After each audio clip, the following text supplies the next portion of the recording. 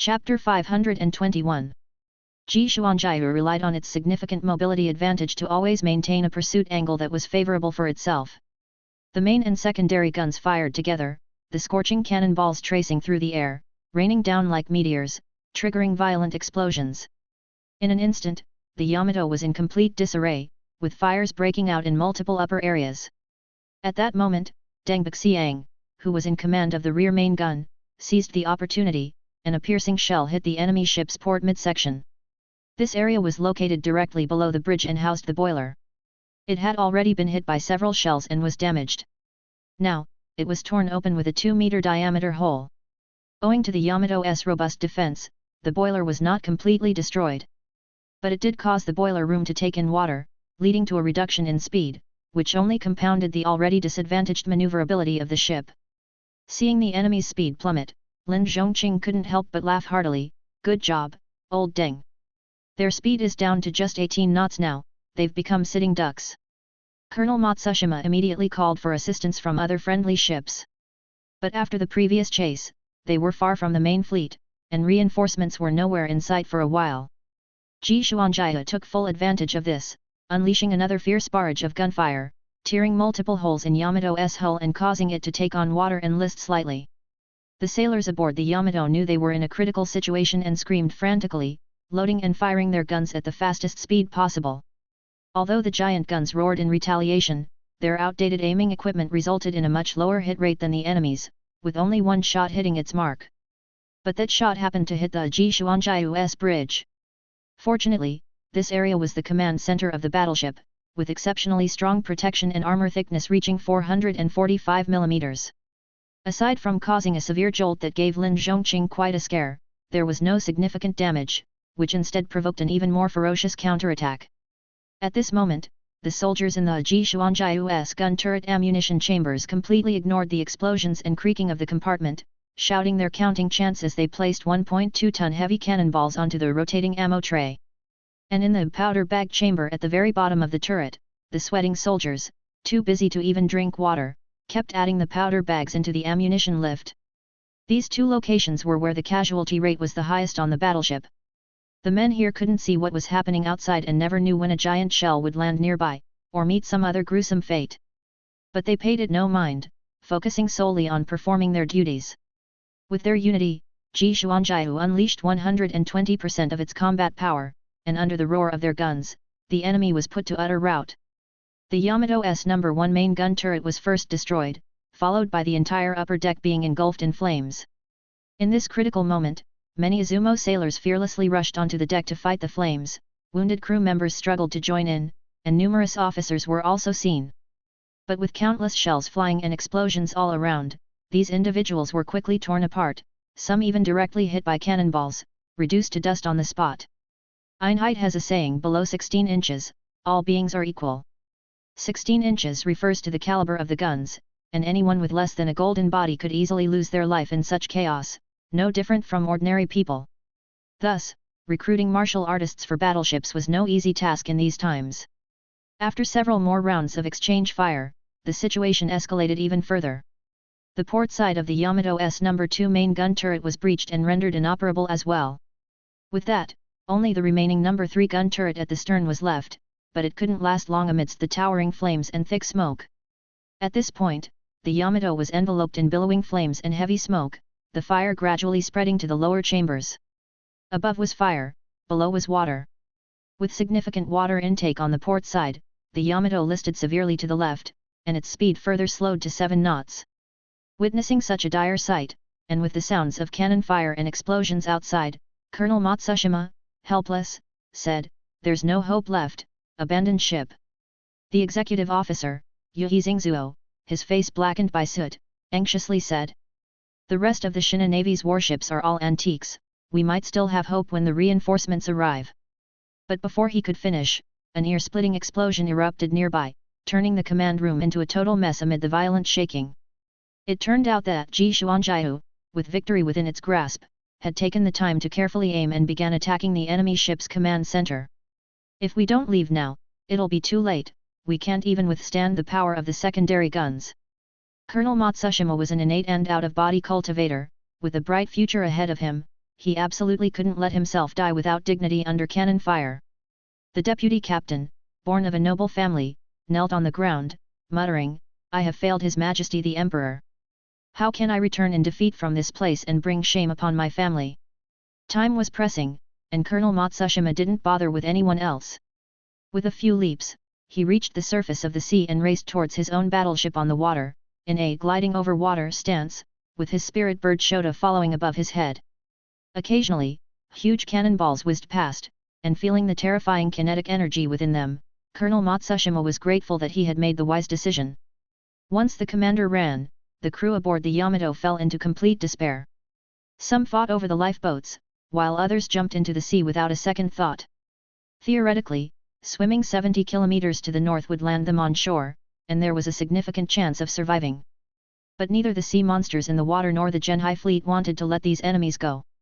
The soldiers on the Aji Shuanjiu fired crazily at the sea with .50 machine guns, anti-aircraft guns, and other weapons from the deck. Blood spewed out in the sea, the scent of blood further stimulating the megalodon and other sea monsters' desire to kill.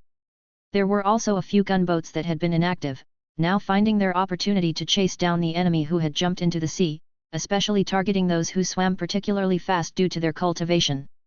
At this moment, the Genhai fleet could be said to have victory well in hand. Just as Lin Zhongqing was about to sink the Yamato, Deng Baxiang reminded him, "Our fleet only has one usable battleship, why not capture this one?" Lin Zhongqing's mind was stirred, thinking the suggestion very good, so he ordered, "Let our allied ships take control of this vessel, and we'll clean up the remaining enemy." At this time, the other battleships of the Genhai fleet were being chased and attacked by the Izumo side, but fortunately, the Aji Shuanjiu arrived just in time to help. The remaining Izumo forces only had 3 heavy cruisers, each displacing 10,000 tons, that could still put up a fight, the rest were as weak as chickens made of mud. The ensuing battle could only be described as a massacre. The number 1 turret on the Aji Shuanjiu fired a salvo, and the Izumo Smagama heavy cruiser was punctured with 3 large holes, followed by a violent explosion, sending its main guns skyrocketing over 50 meters high. After turret number 3 fired a salvo, the bow of the Myoko heavy cruiser turned into a shower of debris and vanished, followed by water gushing in as it slowly sank.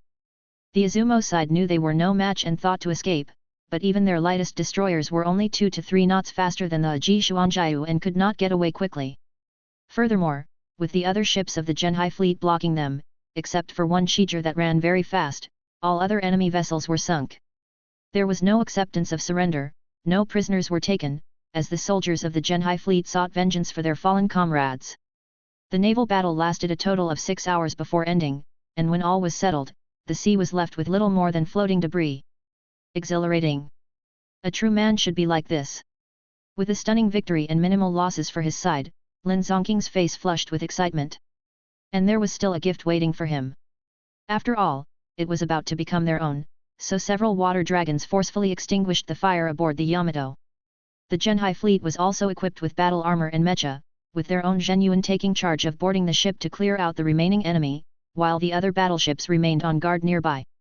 2 mecha boarded the Yamato with the cooperation of 10 battle armors, leading the way into the hull. Behind them followed hundreds of ordinary crew members, armed with bolt-action rifles. After a brief battle, the rising sun flag on the Yamato was taken down and fell into the sea. Deng Baxiang also let out a long sigh of relief. He was eager to have his own battleship, and without the Aji Shuanjiu, the Izumo battleship at his feet would suffice. Chapter 522. The Great Victory at Sea. The good news reached back first thing. Nobody expected such a brilliant triumph, the whole nation was astounded. The day's newspaper sales went up by 4-fold, even the hard laborers at the docks went to the tea houses to listen to the outcome. No wonder people reacted so strongly, given that the original Shun dynasty had never won a battle and instead had been saddled with a stack of unequal treaties. The Great Yi dynasty actually won the first battle, wiping out an entire fleet of Izumo. It was simply unbelievable. And those with insight understood that this inaugural victory was not only a great morale booster but also of immense strategic importance. With control of the seas, the front line could be supplied by sea, which was extremely convenient. In battle, when facing tough nuts that could not be cracked, one need only report the coordinates for the fleet to cleanse the area, and even troops could be directly deployed behind enemy lines via the sea route. As such, embarking on the campaign to Goryeo could be said to be half won already.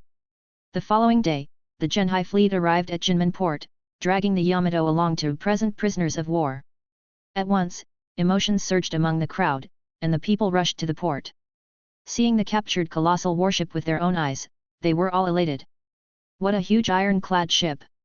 Tisk, a single turret is bigger than my whole yard. This Yamato, captured on its first mission, is truly gratifying. The great Yi dynasty is really different, throwing punches directly at those little Izumo bastards. Because of the influence of Liu Yao, the history of Otherworld had diverged, and Izumo hadn't had the chance to commit any atrocities, so the hatred had not reached its peak. Most people were simply there for the excitement. But Liu Yao thought this was fine, as some things didn't necessarily have to be experienced again, otherwise, what would be the point of all his efforts? At this moment, he was floating midair, looking at the captured Yamato with some curiosity. The technology tree of Otherworld is really peculiar. Then he nodded in praise, but these folks of the Genhai fleet did a good job. Liu Yao hadn't ridden the spiritual sparrowhawk, and as the sea breeze brushed by, his form appeared somewhat ethereal. It turned out his true body was in Jingyi Garden, and at this time, his divine soul was at Jinmen port. Without using any vessel, relying entirely on the strength of his divine soul, he had left his body for 200 kilometers. Previously, without relying on a pre-arranged mind resonance item, Liu Yao's divine soul could at most stray 50 kilometers from his body before feeling weak and powerless, and he'd have to quickly return. This great improvement was thanks to the nourishment his divine soul received after reaching the flesh realm following the marrow cleansing realm. If a normal person feels spirited with a robust body, a martial artist with flesh pushed to the extreme would naturally benefit his divine soul immensely. In the month and a half since breaking through to the leak-proof realm, Liu Yao had grown 10 centimeters taller. His qi and blood were increasingly vibrant, and when his true qi surged, it was like a river. Stimulated by this, his soul strength soared as well, and with daily diligent cultivation, he finally achieved what he had now. But this is just the beginning, I can't slack off. According to the scriptures, the minimum requirement for crossing thunder tribulation was a divine soul straying 1,000 kilometers from the body. Only by achieving this could one be considered to have entered the minor realm of soaring. Next was lightning hearing, letting the divine soul get accustomed to the sound of thunder in advance, preparing for the heavenly tribulation. Yet the step involving heavenly tribulation was extremely dangerous, one misstep could lead to the soul being scattered. Thus, it requires extreme caution, listening to the sound of thunder over countless years, tempering the divine soul, and preparing as thoroughly as possible. When the soul's strength was sufficient, one would then fly into the clouds to undergo heaven's thunderous strikes. This journey was fraught with danger and complexity, but backed by two worlds, Liu Yao had a bold idea. Before facing heaven's thunder, to go back to Blue Star and find a nuclear power plant to refine himself with the electricity of the mortal world. By doing so, the success rate would surely surge. With a multitude of thoughts, Liu Yao left the jubilant crowd and, with a flicker of his mind, returned to his home. By this time, 5 days had already passed since Yu Yanmei and the second young lady set off with the military. The Genhai fleet had achieved a major victory, but there had been no news from the Imperial Fist, so Liu Yao was still somewhat worried. Therefore, using the mind resonance item, he contacted the two women to see how things were going. The first to respond was the second young lady, who exclaimed with joy, "Uncle Master!" At that moment, she was over 1,000 kilometers away in the north, and the signal for the soul communication was beginning to suffer from interference and exhaustion. However, anyone could easily hear the joy in her voice. Liu Yao said with a smile, "This is your first time so far from home, how does it feel?" "Uncle Master, it's my first time in the northern country. It's very different from the central plains, all covered in ice and snow. It's incredibly beautiful. By the way, I'm currently in Ice City.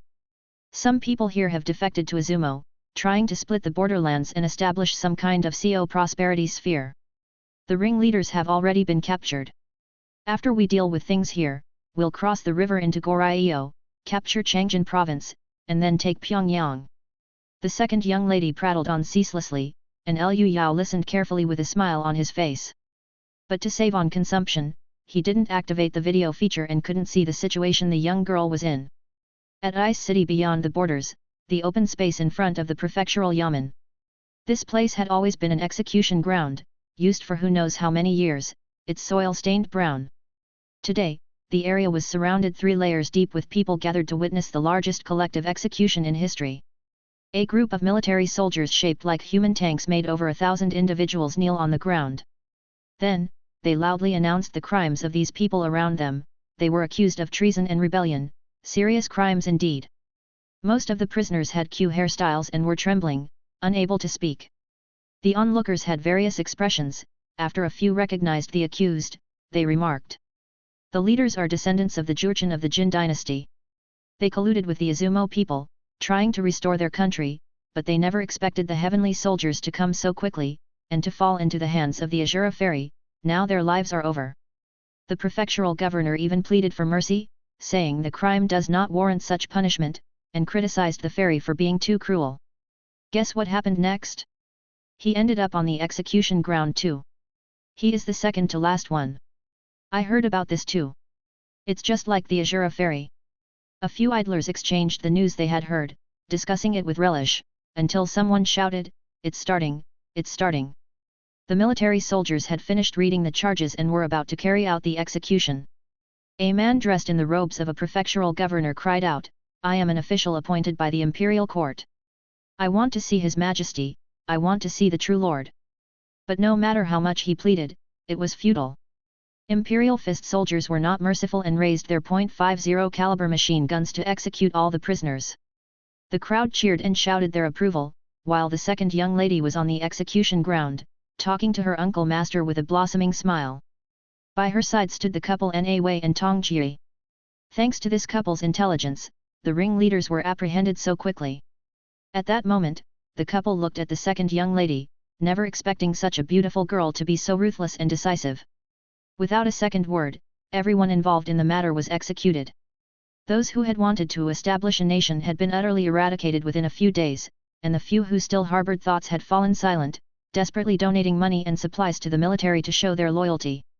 Na Wei whispered to his wife, "Swift justice isn't necessarily a bad thing. Keeping these people alive would only lead to trouble sooner or later." Tong Jie nodded, watching the phone-calling second young lady with a complex expression.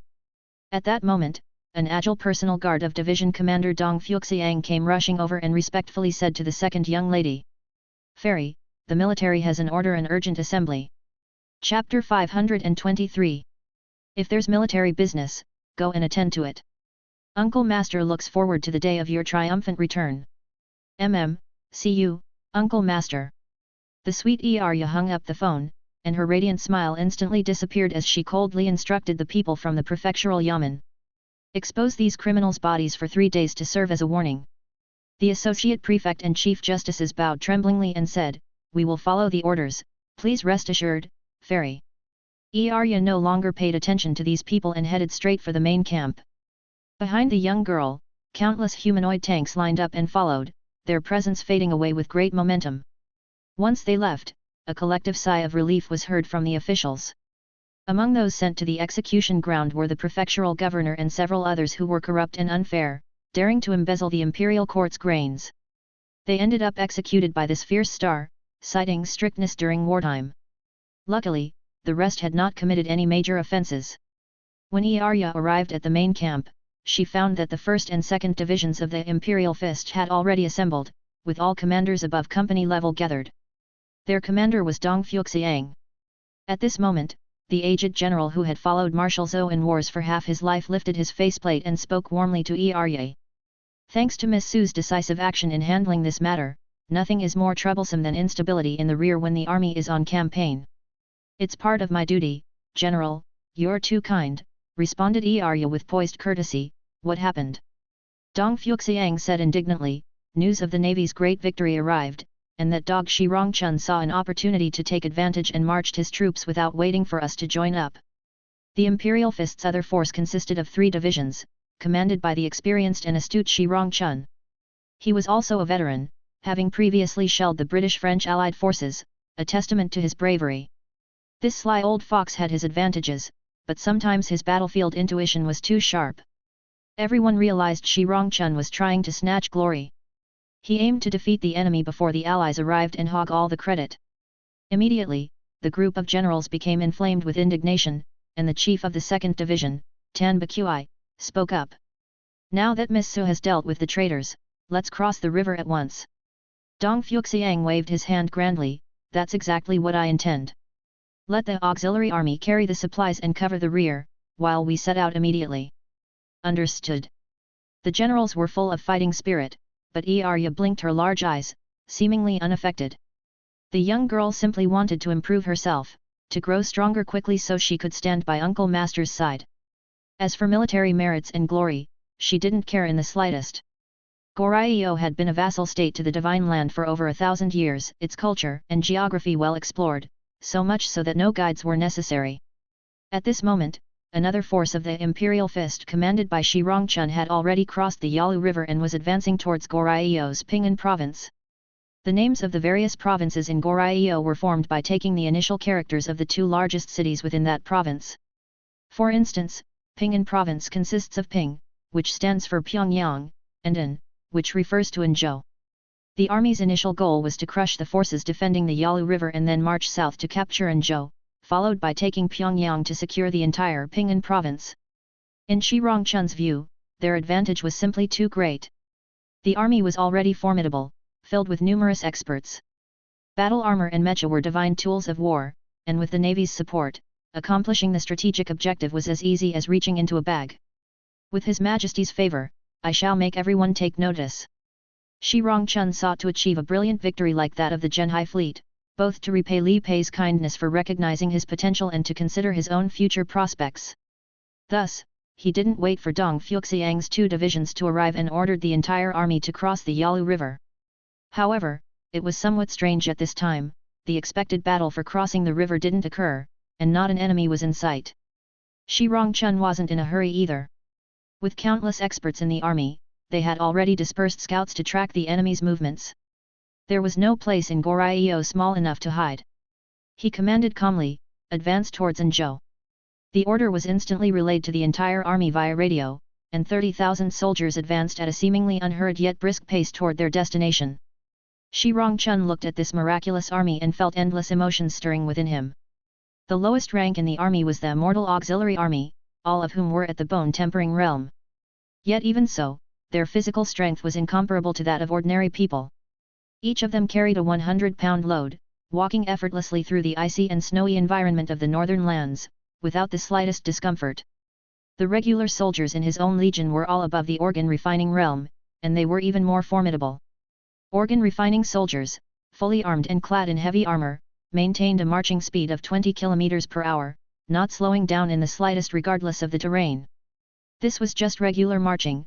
During forced marches, they could reach speeds of 60 km per hour. And blood exchange warriors, even after undergoing bone marrow cleansing, were many times more powerful.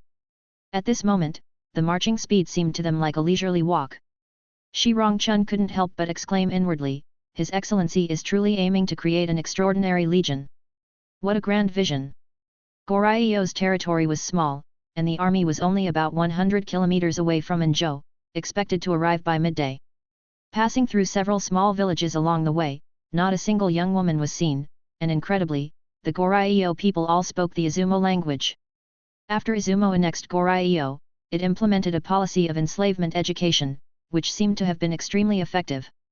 Within just a few years, the people here had stopped speaking their native language. It was, however, to be expected. Having been a vassal state that had kept in constant orbit for over 1,000 years, Goryeo was probably used to it.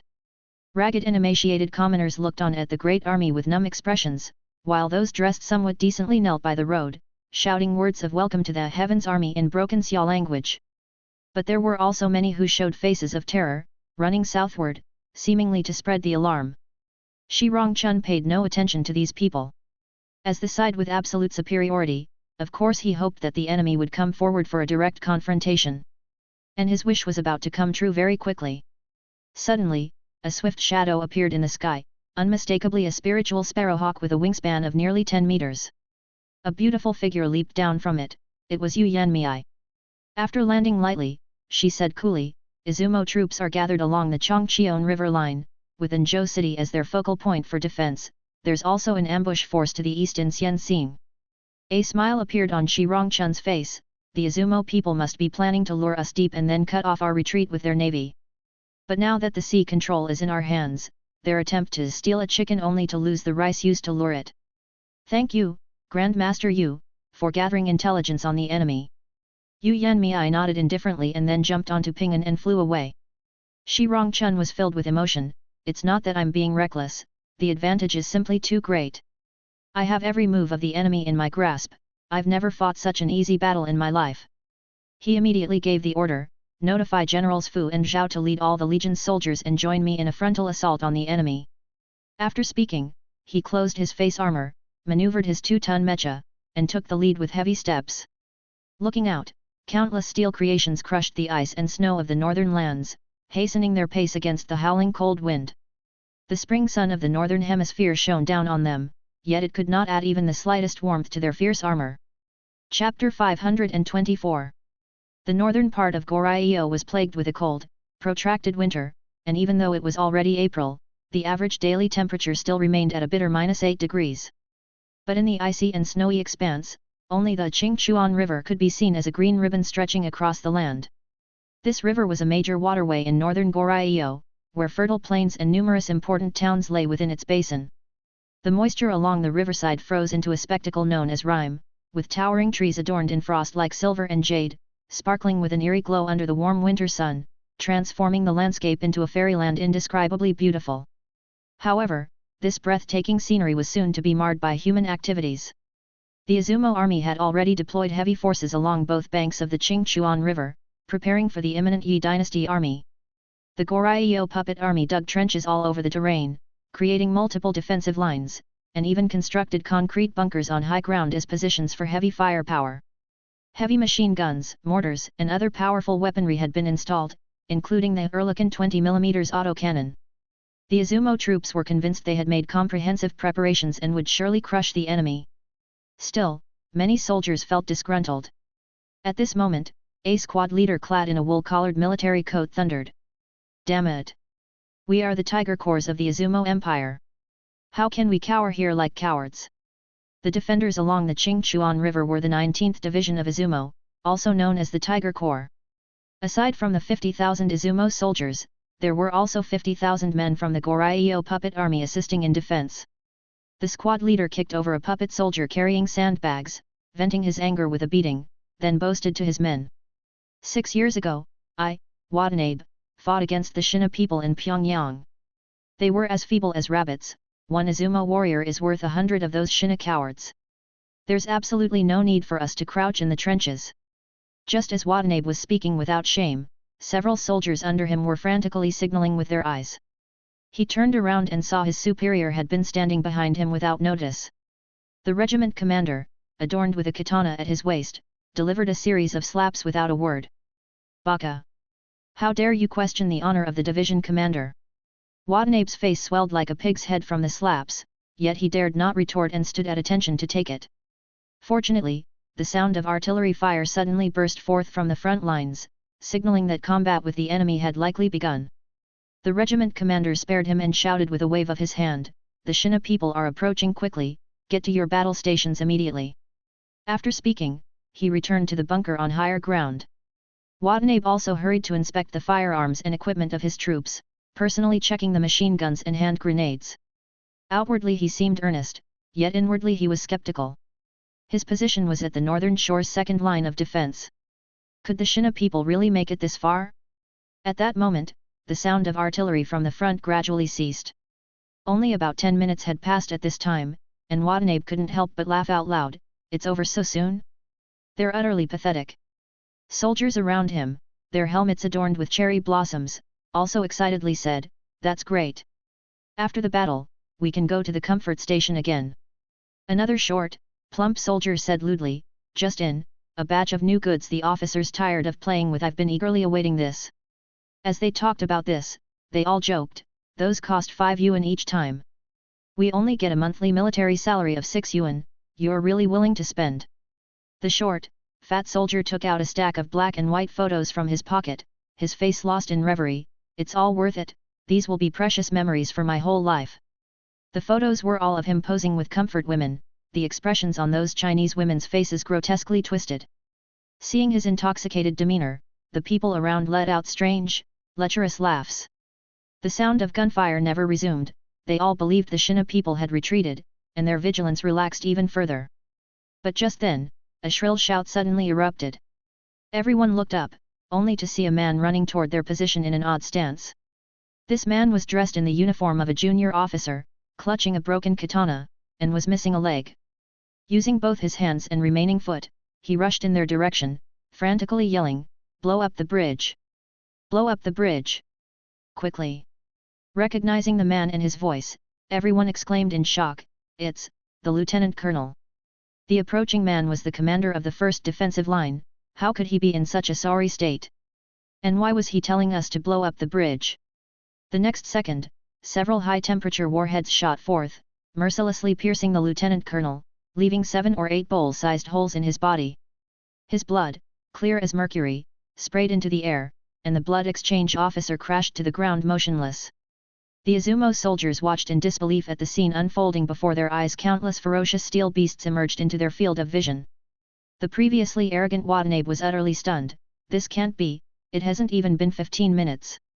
Everyone realized why the sound of gunfire at the front had ceased so quickly.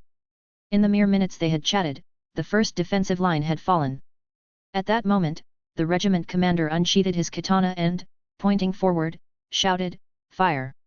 It was only then that the Izumo soldiers snapped out of their trance and hurriedly engaged their weapons to fire. The Type 38 rifles and various light and heavy machine guns roared into action, and the din of gunfire erupted in an instant. Bullets, searing hot from friction, spun out of the barrels and pelted down like raindrops, pinging off the mecha with a metallic ring. The bullets, at best, left inconsequential scratches on the mecha's boron carbide ceramic armor, then were either deflected or shattered upon impact, having no other effect. The construction of the mecha was extremely simple, with front armor as thick as 10 centimeters, akin to a World War II-era Tiger tank, but it was a multi-layered composite at a steep angle, completely impervious to ordinary firepower. Shi Rongchun gestured forward and bellowed, "Kill the enemy!" 100 blood exchange warriors from 2 divisions, piloting 2.3-meter-tall humanoid tanks, launched an assault, a veritable steel tide. Otherworld saw its first instance of an armored cluster charge. The commander of the Izumo forces, forcing himself to remain calm, urgently ordered the artillery to open fire. 6 Type 92 70mm infantry guns and 4 Type 41 75mm mountain guns immediately answered the call, their cannonballs shrieking through the air, blossoming explosions everywhere. The shockwaves, mingled with ice and dirt, hurtled against the mecha, causing them at most a slight stumble. Even when cannonballs struck the mecha directly, causing violent explosions and billowing smoke, it was to no avail. The Izumo side briefly cheered, but as the smoke cleared, the mecha reappeared unscathed. The mecha were designed to withstand 155mm artillery fire, and the Izumo people's cannons were simply not powerful enough, hardly making the pilots inside feel a thing. As the distance between the forces shrunk, the Izumo side's Ehrlichen autocannons also began their ferocious onslaught. But aside from causing sparks to fly in all directions, they were still utterly useless. The color drained from the regiment commander's face. Right then, a signal corpsman with a backpack radio ran up, "Sir, we've made contact with the heavy artillery position." But the complexion of the commander had turned deathly pale. "It's already too late. Have the heavy artillery strike our own position." Only then did the signal corpsman notice in just a few short minutes, the distance between the two forces had closed to just 1 kilometer. Those steel monsters were simply too fast, definitely exceeding 50 kilometers per hour, and they were already aiming their Gatling guns at this location. Chapter 525. Damn it! Watanabe held a 92 Type heavy machine gun, roaring as he fired a barrage at the steel monsters. But the weapon that could easily kill marrow-cleansing realm warriors was useless against these enemies. Some even launched grenades with grenade launchers, but couldn't even slow down the enemy's footsteps by half a pace. The battlefield was covered with flashes of fire and smoke, seemingly just celebratory cannons and fireworks to these steel monsters. The closer they got, the clearer they saw, and the stronger the sense of oppression became. The ordinary soldiers of Izumo were enveloped in fear. The short and plump soldier who was only 1.5 meters tall was now so scared that he lost all his sleazy qualities, trembling as he said, "These are all samurai, this is an assault by samurai in heavy armor, we can't stop them." Watanabe threw away the empty heavy machine gun and slapped the soldier across the face several times. "Shut up! We are the Tiger Corps loyal to His Majesty the Emperor, pick up your weapons and fight. But the next second, he heard a comrade warn, get down. Everyone hurriedly lay flat, only to see that it was the steel monsters who had retaliated with cannon fire. Those huge weapons, almost 2 meters long with 6 barrels, were now rotating, emitting a shrill noise like an electric drill boring through a wall. The next moment, the muzzles spat out intense flames. Countless scorching projectiles flew over everyone's heads with trajectories that tore through the air. They're not targeting us. No sooner had Watanabe had this thought than he saw the regiment's heavy firepower emplacement on the high ground subjected to a brutal barrage. Dozens of fire god cannons unleashed their firepower simultaneously, countless cannonballs forming a red stream in the air, sweeping over with ruthless force. The soldiers operating Gatling guns and heavy machine guns didn't even have time to scream before they burst into the sky like dumpling filling. Even the regiment commander hadn't anticipated such ferocious enemy fire and unexpectedly lost an arm in the onslaught. Sandbags and concrete fortifications also exploded under the assault of the Gatling guns, hurling chunks with tremendous kinetic energy towards the rear, shattering many survivors into bloody pumpkins like a shotgun blast. The heavy firepower position was silenced immediately. The steel monsters continued their heavy march, seeming to be in a race against time, without so much as a glance at the light infantry in the trenches. Watanabe angrily said, "You beasts! To ignore us like this!" As he spoke, he prepared to lift his machine gun to fire, but in the next second, his expression suddenly froze. He saw that these mecha warriors were simply tearing through the defenses. Many smaller humanoid tanks were following them, equally encased in metal without showing a single gap. This was none other than the organ refining and marrow cleansing realm warriors clad in battle armor, with a combined force of 2,000 men from the divisions of Shi Rongchun and Zhao Sanduo. They were holding Browning .50 heavy machine guns, rumbling along through the breach in the defenses, quickly occupying positions while clearing any remaining enemies.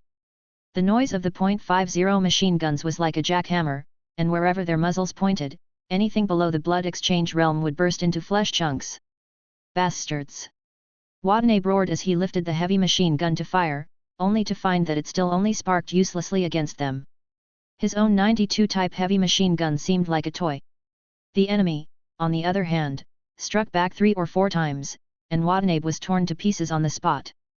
As he fell to the ground, Watanabe still had a glimmer of consciousness, looking at the Imperial Fist warriors sweeping through irresistibly, his eyes full of resentment as he died with his eyes open. His blood and organs splashed all over the plump soldier, scaring him to the ground, dropping his weapon, intent on surrendering. A warrior raised a gun and fired a single shot, and the man's abdomen instantly had a hole the size of a sea bowl, countless amounts of blood and guts gushing out. He wailed for over a minute before dying, while those black and white photos scattered all over the ground. At this moment, Shi Rongchun had already led his team to assault the heavy firepower position of the Izumo people. The resistance here was especially fierce, as the Izumo people fought fearlessly, roaring as they aimed and fired their large-caliber weapons resolutely. A line of mecha warriors showed no mercy, and in response, they turned these people into a shower of flying dumpling filling. As Shi Rongchun passed a corpse, the figure suddenly flipped over to reveal the explosives hidden beneath it and screamed, "Long live the Emperor," as he lunged forward. This person was missing an arm and turned out to be that severely wounded squadron leader, who had concocted such a scheme to take them both out. But anyone who pilots a mecha must be a blood exchange realm martial artist, not only strong but also skilled in martial arts. Shi Rongchun raised his arm and performed a crane soaring style, a movement mimicking the flapping of a bird's wings, which immediately sealed off all the attacker's exits, forcing him to take the hit. With a muffled thud, the steel arm unleashed the move with overwhelming force, sending the charging squadron leader flying with a harsh slap. A thunderous boom ensued, leaving nothing of the man's body. Following that, a line of mecha warriors took control of the high ground and began to rain down Gatling gunfire in all directions. The red afterglow appeared once again, sweeping across the entire Izumo position on the northern bank of the Qingchuan River, turning the area into a complete mess in an instant. There were limbs and severed arms everywhere, corpses with terrifying deaths, in the world cloaked in silver, plum blossoms bloomed everywhere, but up close, they were the various organs exposed outside the bodies. By the time Shi Rongchun and his men were standing on a hill of spent casings, the barrels of the Gatling guns were red hot. On the northern banks of the Qingchuan River, only a few pitiful screams and wails could be heard, with no more resistance remaining. The light-armored warriors quickly finished off the remaining enemy, securing the entire northern bank. At this moment, only half an hour had passed since the first gunshot was heard. Shi Rongchun laughed loudly. In just a moment, we've annihilated over 10,000 enemies. How exhilarating! The other mecha warriors chimed in, it's like a wind sweeping away the fallen leaves. I never thought mechas would be so formidable on the battlefield. To think that we've remained completely unscathed until now, and our energy has only been depleted by 20%. And just then, a thunderous explosion sounded.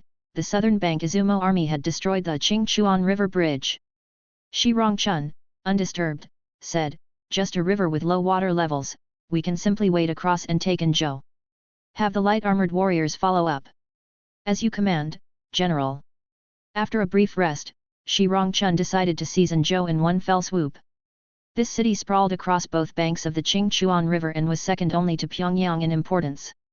The warriors of the Imperial Fist could immerse themselves in intense combat precisely because someone was escorting and protecting them.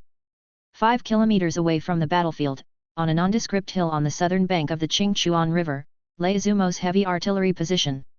They had deployed 30 10-centimeter field guns, along with 10 120mm howitzers. The firing was so loud it could be heard miles away. The Izumo people fired a salvo of cannonballs, knocking several mecha warriors to the ground.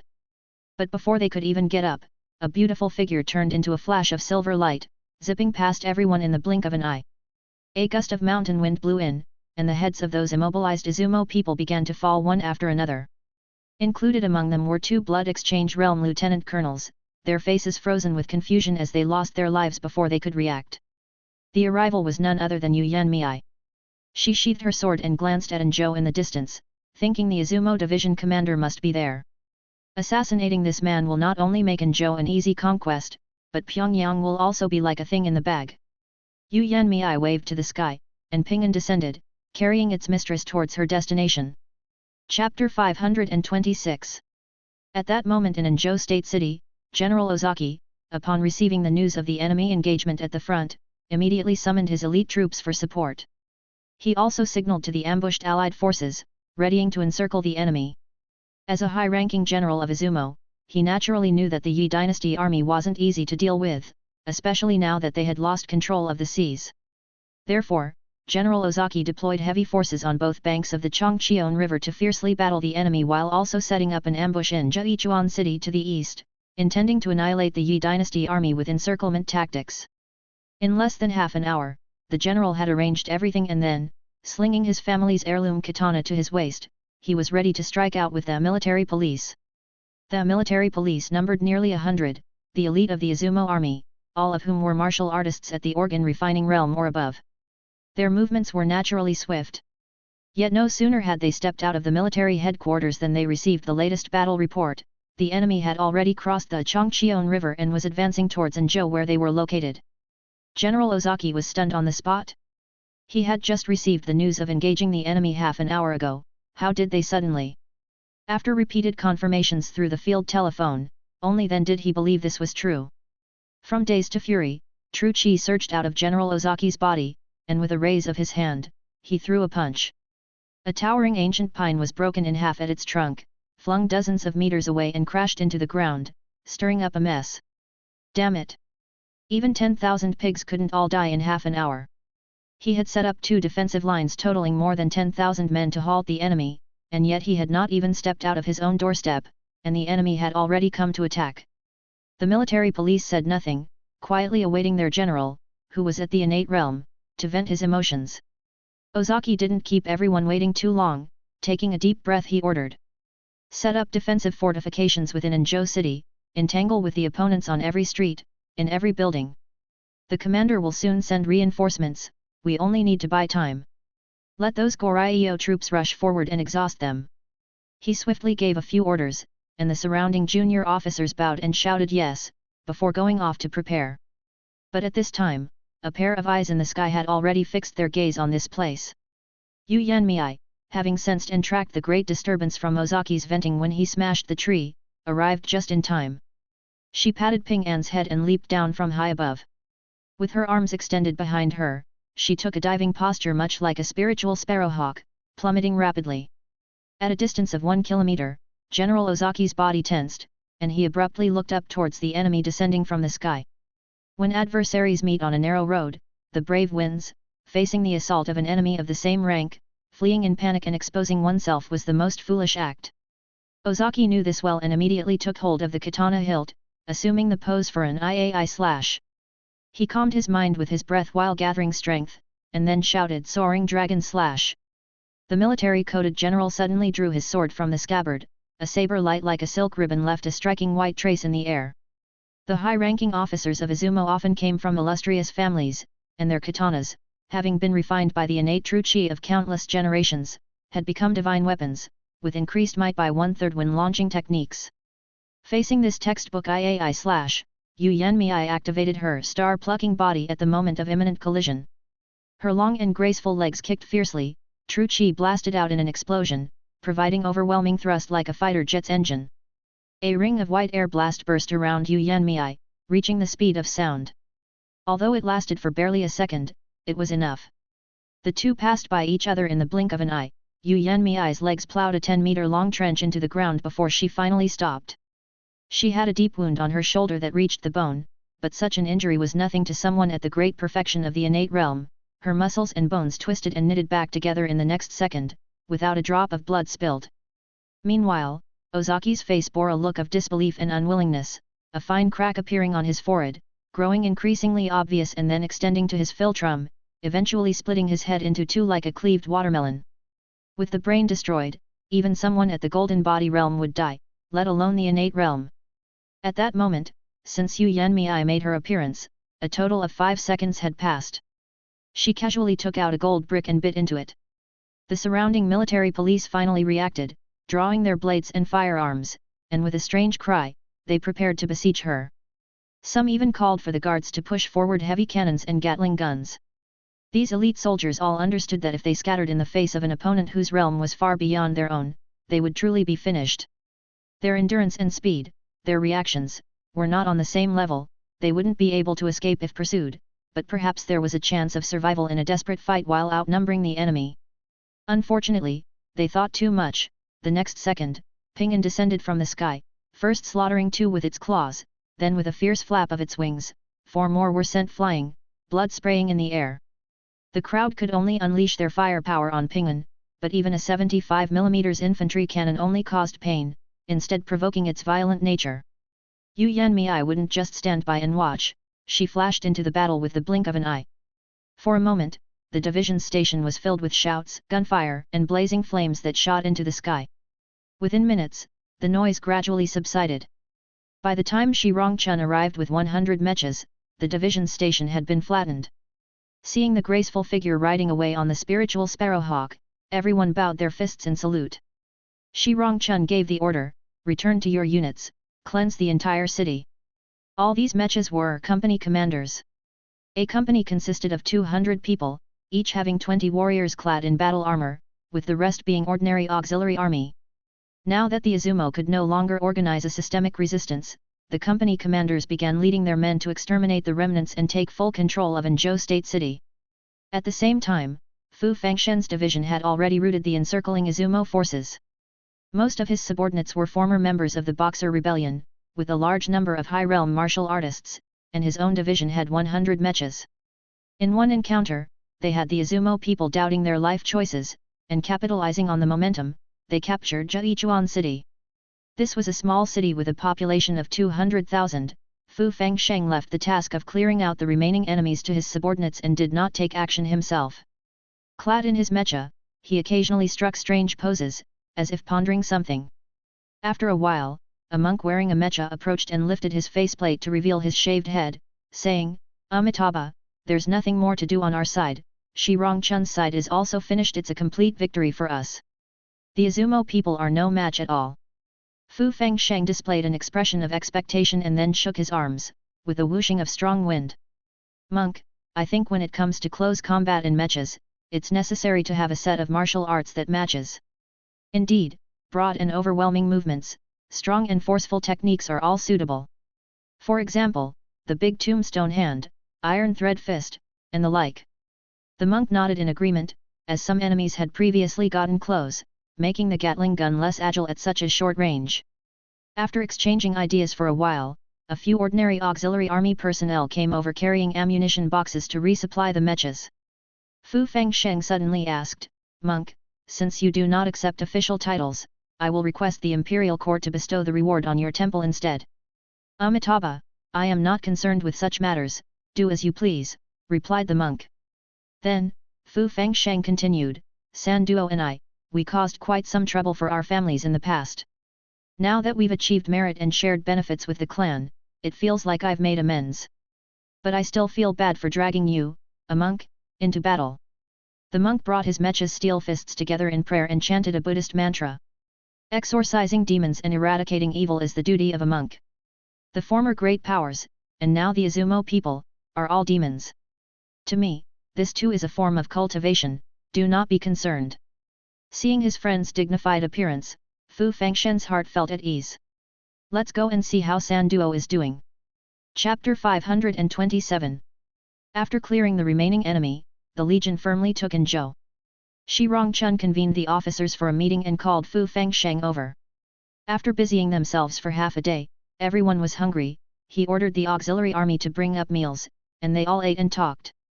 The food was packed in buckets, and the place was filled with the sounds of hearty eating and drinking. Shi Rongchun picked up a bucket and guzzled down half of it in 2 or 3 gulps before he opened his mouth to speak. "Not bad, fine white rice. At the Gukao battery, I even had noodles blessed by the true sovereign." Just like that, 6 years have gone by. A few of Shi Rongchun's old subordinates chimed in. "Back then, the imperial court feared we'd start a war on our own and stopped our supplies. Luckily, the true sovereign donated food and we chased away the foreign devils. 1,000,000 pounds of fine noodles. They even had salt and spices in them, so delicious indeed." The group buzzed with memories of the past, and Fu Fangsheng could tell they were boasting of their experiences. He felt somewhat disdainful. The ones leading troops were definitely close to Liu Yao, who in the room didn't have connections. So, he just kept his head down and ate without saying a word. An impatient one asked, "Lord General, now that we've taken Anzhou, should we quickly report our victory to the imperial court?" Going to war was all about seeking a future. Before setting out, Liu Yao had indeed made promises. Everyone knew the true sovereign wasn't stingy and were all looking forward to what was to come. Yet, Shi Rongchun said, "Gentlemen, Anzhou is but a minor victory and doesn't show our true capabilities.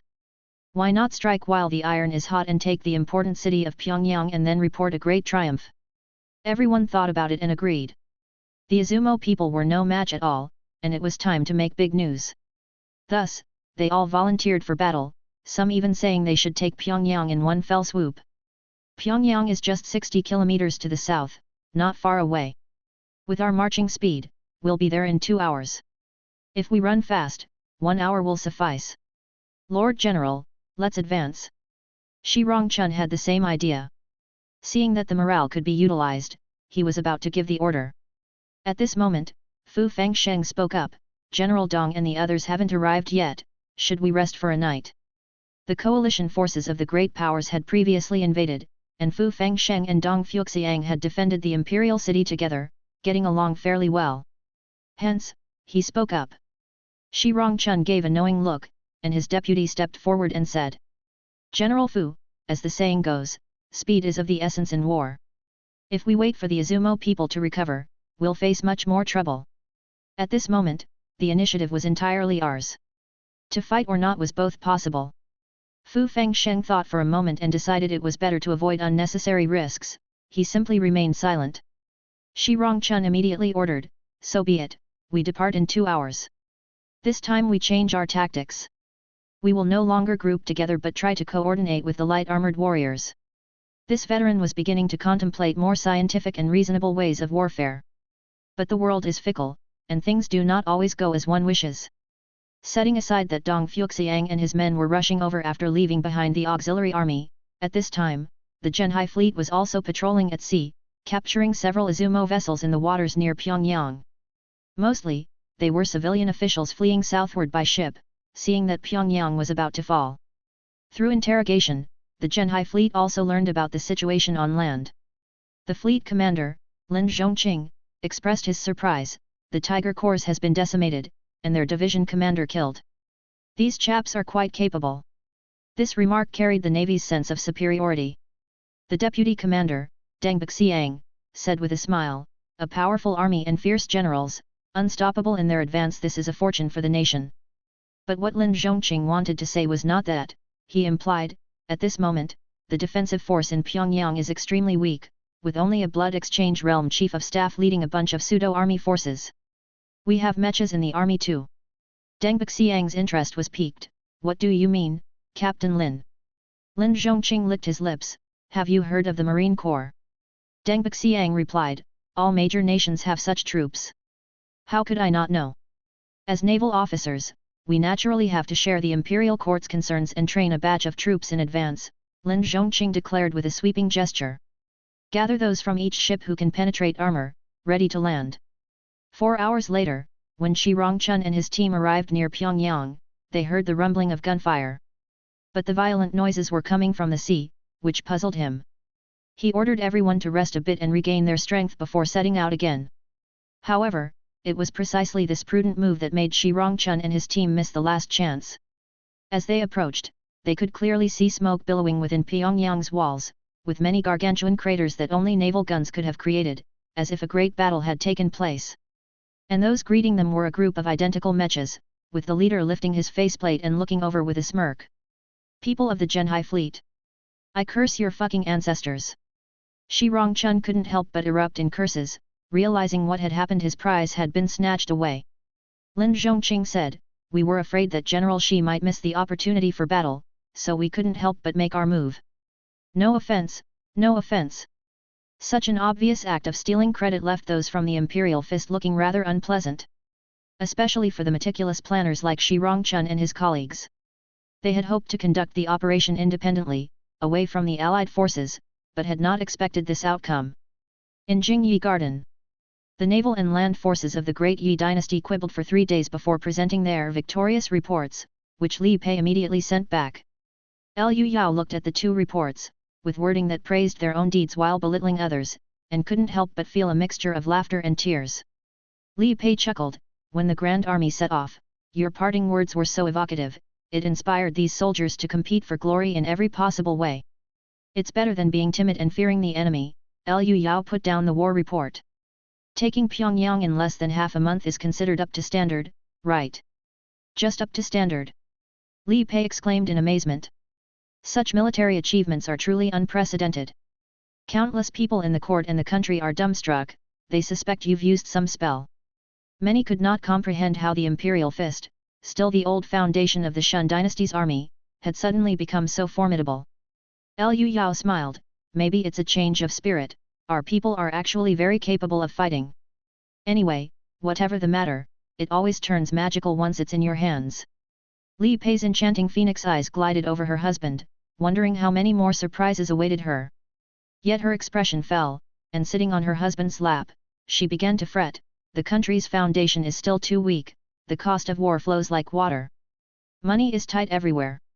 The Empress could only complain and vent in front of someone close.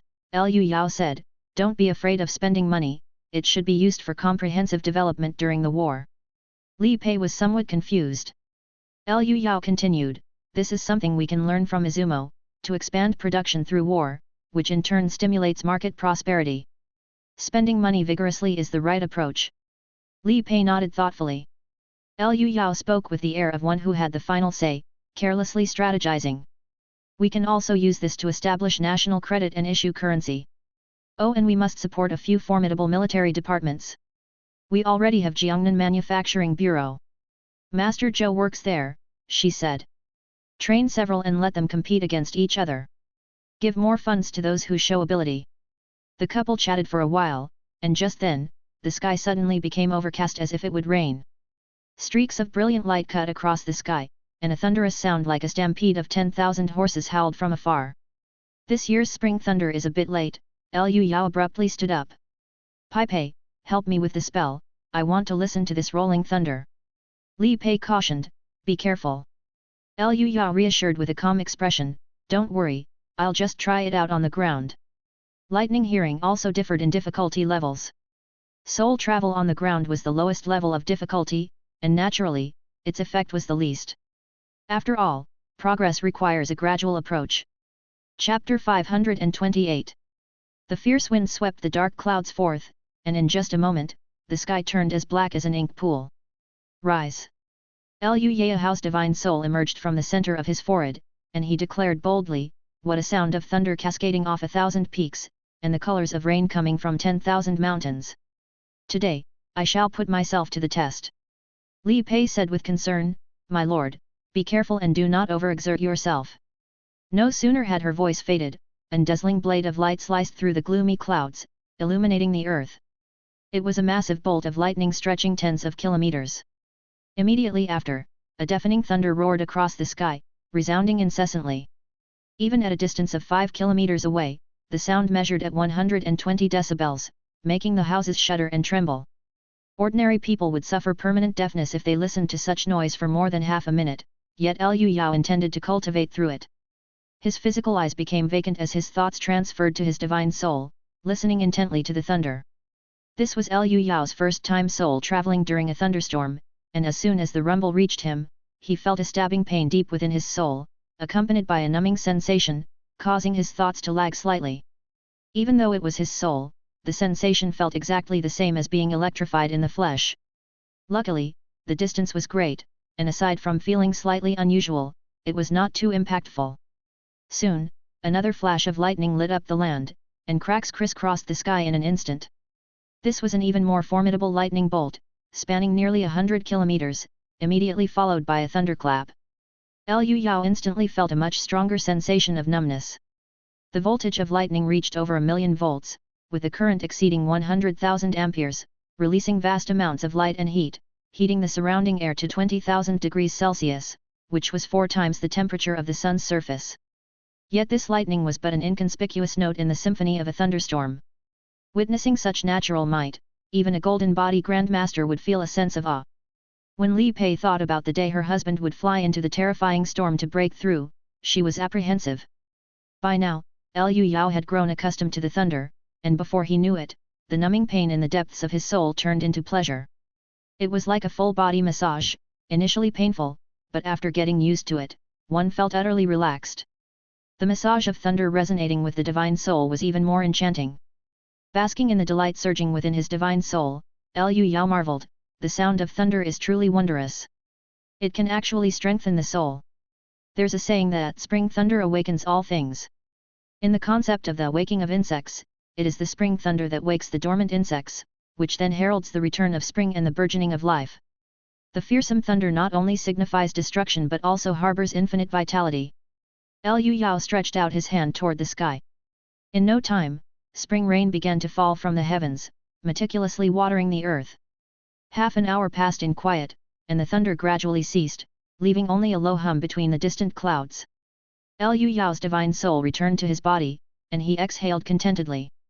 At that moment, he felt an unprecedented sense of comfort and ease throughout his entire being. Li Pei, curious by his side, said, "Is it really that enjoyable? Look how pleased you are. The pleasure comes from deep within the soul, and it's indescribably wonderful." Liu Yao stretched his limbs and replied. "It's like scratching a spot that has been itching for decades, all of a sudden." As he spoke, he suddenly gathered his true qi and delivered a fierce palm strike towards the front. A semi-transparent surge of energy flew out and, with a crack, snapped a tree as thick as a sea bowl in two at its waist. Li Pei exclaimed in surprise, "True qi released externally." Liu Yao explained, "This is a way to use mind force combined with true qi." The Empress Dowager had used a similar method in the Mausoleum Underground Palace before. To this day, he was also capable of achieving it, all thanks to the efficacy of thunder power. Thunder power is greatly beneficial to the divine soul. I just listened to the thunder for a while, and my divine soul has solidified a lot, with its strength increasing by at least 10%. Liu Yao looked at the dark clouds in the sky, filled with anticipation. It's hard to imagine what amazing benefits one would get from flying into them for cleansing. Li Pei cautioned from the side, "They also contain enormous danger. Both my martial intuition and divine sense perception are telling me these thunders are terrifying. Of course, I have my confidence." Blue Star has many ways concerning thunder and electricity, so Liu Yao appeared confident. Next, it's about reinforcing the foundation during the thunderstorm season. If all goes well, I should be able to cross the thunder tribulation within the year. Then let me congratulate Celestial Lord Liu in advance, said Li Pei with a smile, her hand on her waist as she curtsied, the first Thunder Tribulation heavenly monarch in a millennium. Hearing his wife's congratulatory words, Liu Yao suddenly remembered a problem. Since the last Thunder Tribulation expert passed away during the Inlushan Rebellion, Otherworld has been without a celestial lord. And he urgently needs a reference to successfully break through. It is also for the sake of safety, as exploratory breakthroughs at high realms are exceedingly dangerous. So here comes the question, where to find a Thunder Tribulation realm for observation? The image of that little brat Su Fu immediately came to mind. He was in the Thunder Tribulation realm, and Ying Zheng said he wasn't in good shape. Could there be an angle to work here? Liu Yao was suddenly tempted. He wasn't sure if he could win, but he could ensure he wouldn't lose. He had many trump cards for playing landlord within the Golden Dragon, Stone Lion, and the ferry boat was an ocean-like power of Yan Huang, which was highly effective against Su Fu. And his goal wasn't to win, but just to witness the mysteries of the Thunder Tribulation realm. There were plenty of ways to deal with Su Fu after the breakthrough. Liu Yao asked his wife, with the government force's great victory, how did Izumo officials react? What else could they do but condemn us internationally and send more troops? Li Pei frowned. We're about to reach Seoul soon. As Goryeo capital, its importance is self-evident. The Izumo emperor is likely to intervene, my lord must be cautious. If they lost the capital, Izumo people could take to the sea and scram. Liu Yao nodded slightly, then uttered a shocking statement. Then let's cut to the chase, arrange a battle with the Izumo emperor, in 1 month's time. Shock appeared on Li Pei's face, and she was about to open her mouth to dissuade him. A few close people knew the true nature of Su Fu, that his golden body and Thunder Tribulation cultivation was not to be opposed, and it was better to engage in warfare and wear him down with the army and top fighters. But she feared dissuading him might hurt her husband's pride. Before she could speak, Liu Yao already smiled and said, crossing swords with someone in the Thunder Tribulation realm will greatly increase my chances for my breakthrough. This battle is imperative. Don't worry, I will return unscathed. Seeing his determination, Li Pei spoke no further. Then I shall go and prepare.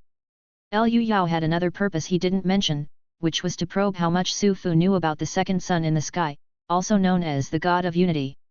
This celestial-like monster is the biggest enemy. The next day, a letter of challenge was sent through formal diplomatic channels to Izumo and quickly reached Su Fu's hands. Our divine land's superior nation is benevolent and generous. Recently, we sent troops to punish the unjust, our banners pointing southward, and were unstoppable. While our soldiers are engaged in fierce battle, why should we hesitate to lend a hand? I am willing to meet you at dawn on the Dragon Boat Festival at Mount Kumgong to decide who is superior. The moment Prime Minister Ito Hirabomi finished reading the challenge, the Izumo Imperial Palace was in an uproar. Several ministers and military commanders from the navy and army cursed loudly. If words could kill, Liu Yao would have been ground to dust and scattered to the winds. Su Fu, wearing a mask, lightly tapped the armrest with his fingers. A smile appeared at the corners of his mouth. Interesting. Chapter 529. Liu Yao, seeking death, found Su Fu all too willing to accept the challenge through the official channels. Two powerhouses that subdued their nations were set to determine the victor on the 5th day of May, the Dragon Boat Festival. Within a few days, the news spread across the world. Not only were the citizens of both countries abuzz, but so were the Western powers, who were endlessly discussing the matter. Many were puzzled. Liu Yao was a whole martial path realm behind the Izumo Emperor. What was he risking all for? Little did they know that he simply wanted to use Blue Star's inexhaustible pool of wishing power to seize the chance to grasp the mysteries of the Thunder Tribulation.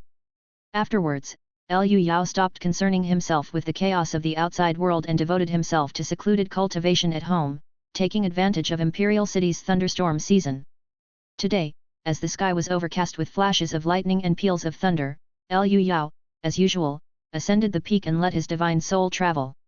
He practiced lightning hearing several times, reaping tremendous benefits. The rolling thunder had slightly altered the structure of his divine soul, making it more solid and powerful. When his soul traveled, it no longer blurred in the wind. Even more intriguingly, Liu Yao could manipulate his divine soul to lift his physical body. At this moment, he was hovering about 10 centimeters above the ground. After a few seconds, he gently landed back down. How interesting, after the divine soul grows stronger, it can actually lift the physical body, he mused. Liu Yao played with this new ability a few times with great interest, but unfortunately, he could only float 10 centimeters off the ground for a few seconds at present. It seems that after crossing the thunder tribulation, one flies by relying on this. However, he looked up at the thunderstorm which was gradually subsiding and could distinctly feel the benefits from lightning hearing were diminishing each time and would soon lose effect. Just listening to the sounds on the ground will naturally have limited benefits. To truly transform, one must fly into the midst of the thunder and endure its baptism. Liu Yao began to anticipate the upcoming duel. By battling Su Fu, he would clarify the mysteries of the thunder tribulation realm and then, utilizing Blue Star's technological means, rapidly break through. When the thunder had completely ceased, Liu Yao descended the mountain to relax and rest. His recent cultivation schedule had been packed, and he felt weary and somewhat pressured. Fortunately, he had a fantastic way to relieve stress. His ears twitched slightly, picking up sounds from the practice grounds. Strolling over there, he saw that, as expected, Liaoya was practicing her boxing. The beautiful senior sister had been training for a while and was sweating profusely. Her loose practice clothes, damp and clinging to her body, outlined the most perfect curves imaginable, utterly voluptuous and enticing. Although he had seen it countless times, Liu Yao still couldn't help but marvel how could such a creature exist in this world. Every curve was exaggerated yet combined so perfectly, without the slightest hint of clumsiness. He watched, his face wearing an appreciative expression, patiently waiting for Liaoya to finish her routine before he clapped softly and approached. "Senior sister, you look so graceful when you practice." Liaoya was wiping sweat from her forehead when she heard her junior brother's praise. Her smile blossomed like a flower. "You're here, have you finished your cultivation?" "Just finished. I heard you over here and came to see." As the junior brother walked toward her, Liaoya's face reddened. Sure enough, his hands reached through the loose practice clothes, climbing up and kneading continuously. Her face flushed, she made no resistance, allowing him to play as he pleased. Liu Yao took a deep breath and immediately felt as if this sensation was unbeatable, all his stress vanished away. Moreover, after further experience, he was also able to use his tactile sense to accurately judge her physical condition, reminding her, "Senior sister, your period is coming soon." Liaoya glared at her junior brother with a flushed face, obviously having hit the mark. Liu Yao chuckled, "I've gotten experienced at noticing it." "Look at you," retorted Liaoya, poking at him with her snow-white fingers that carried a sweet scent of sweat. For martial artists at this stage, sweating was actually part of their body refinement process, continuously purging useless substances. Looking at her, dripping in sweat, Liu Yao remarked, "You train so diligently every day, never failing to come to the practice field. This is truly hard work." Liaoya brushed a dry leaf off her junior brother's shoulder, her voice soft, "Senior sister can't fall too far behind you, I want to stand by your side in battle one day."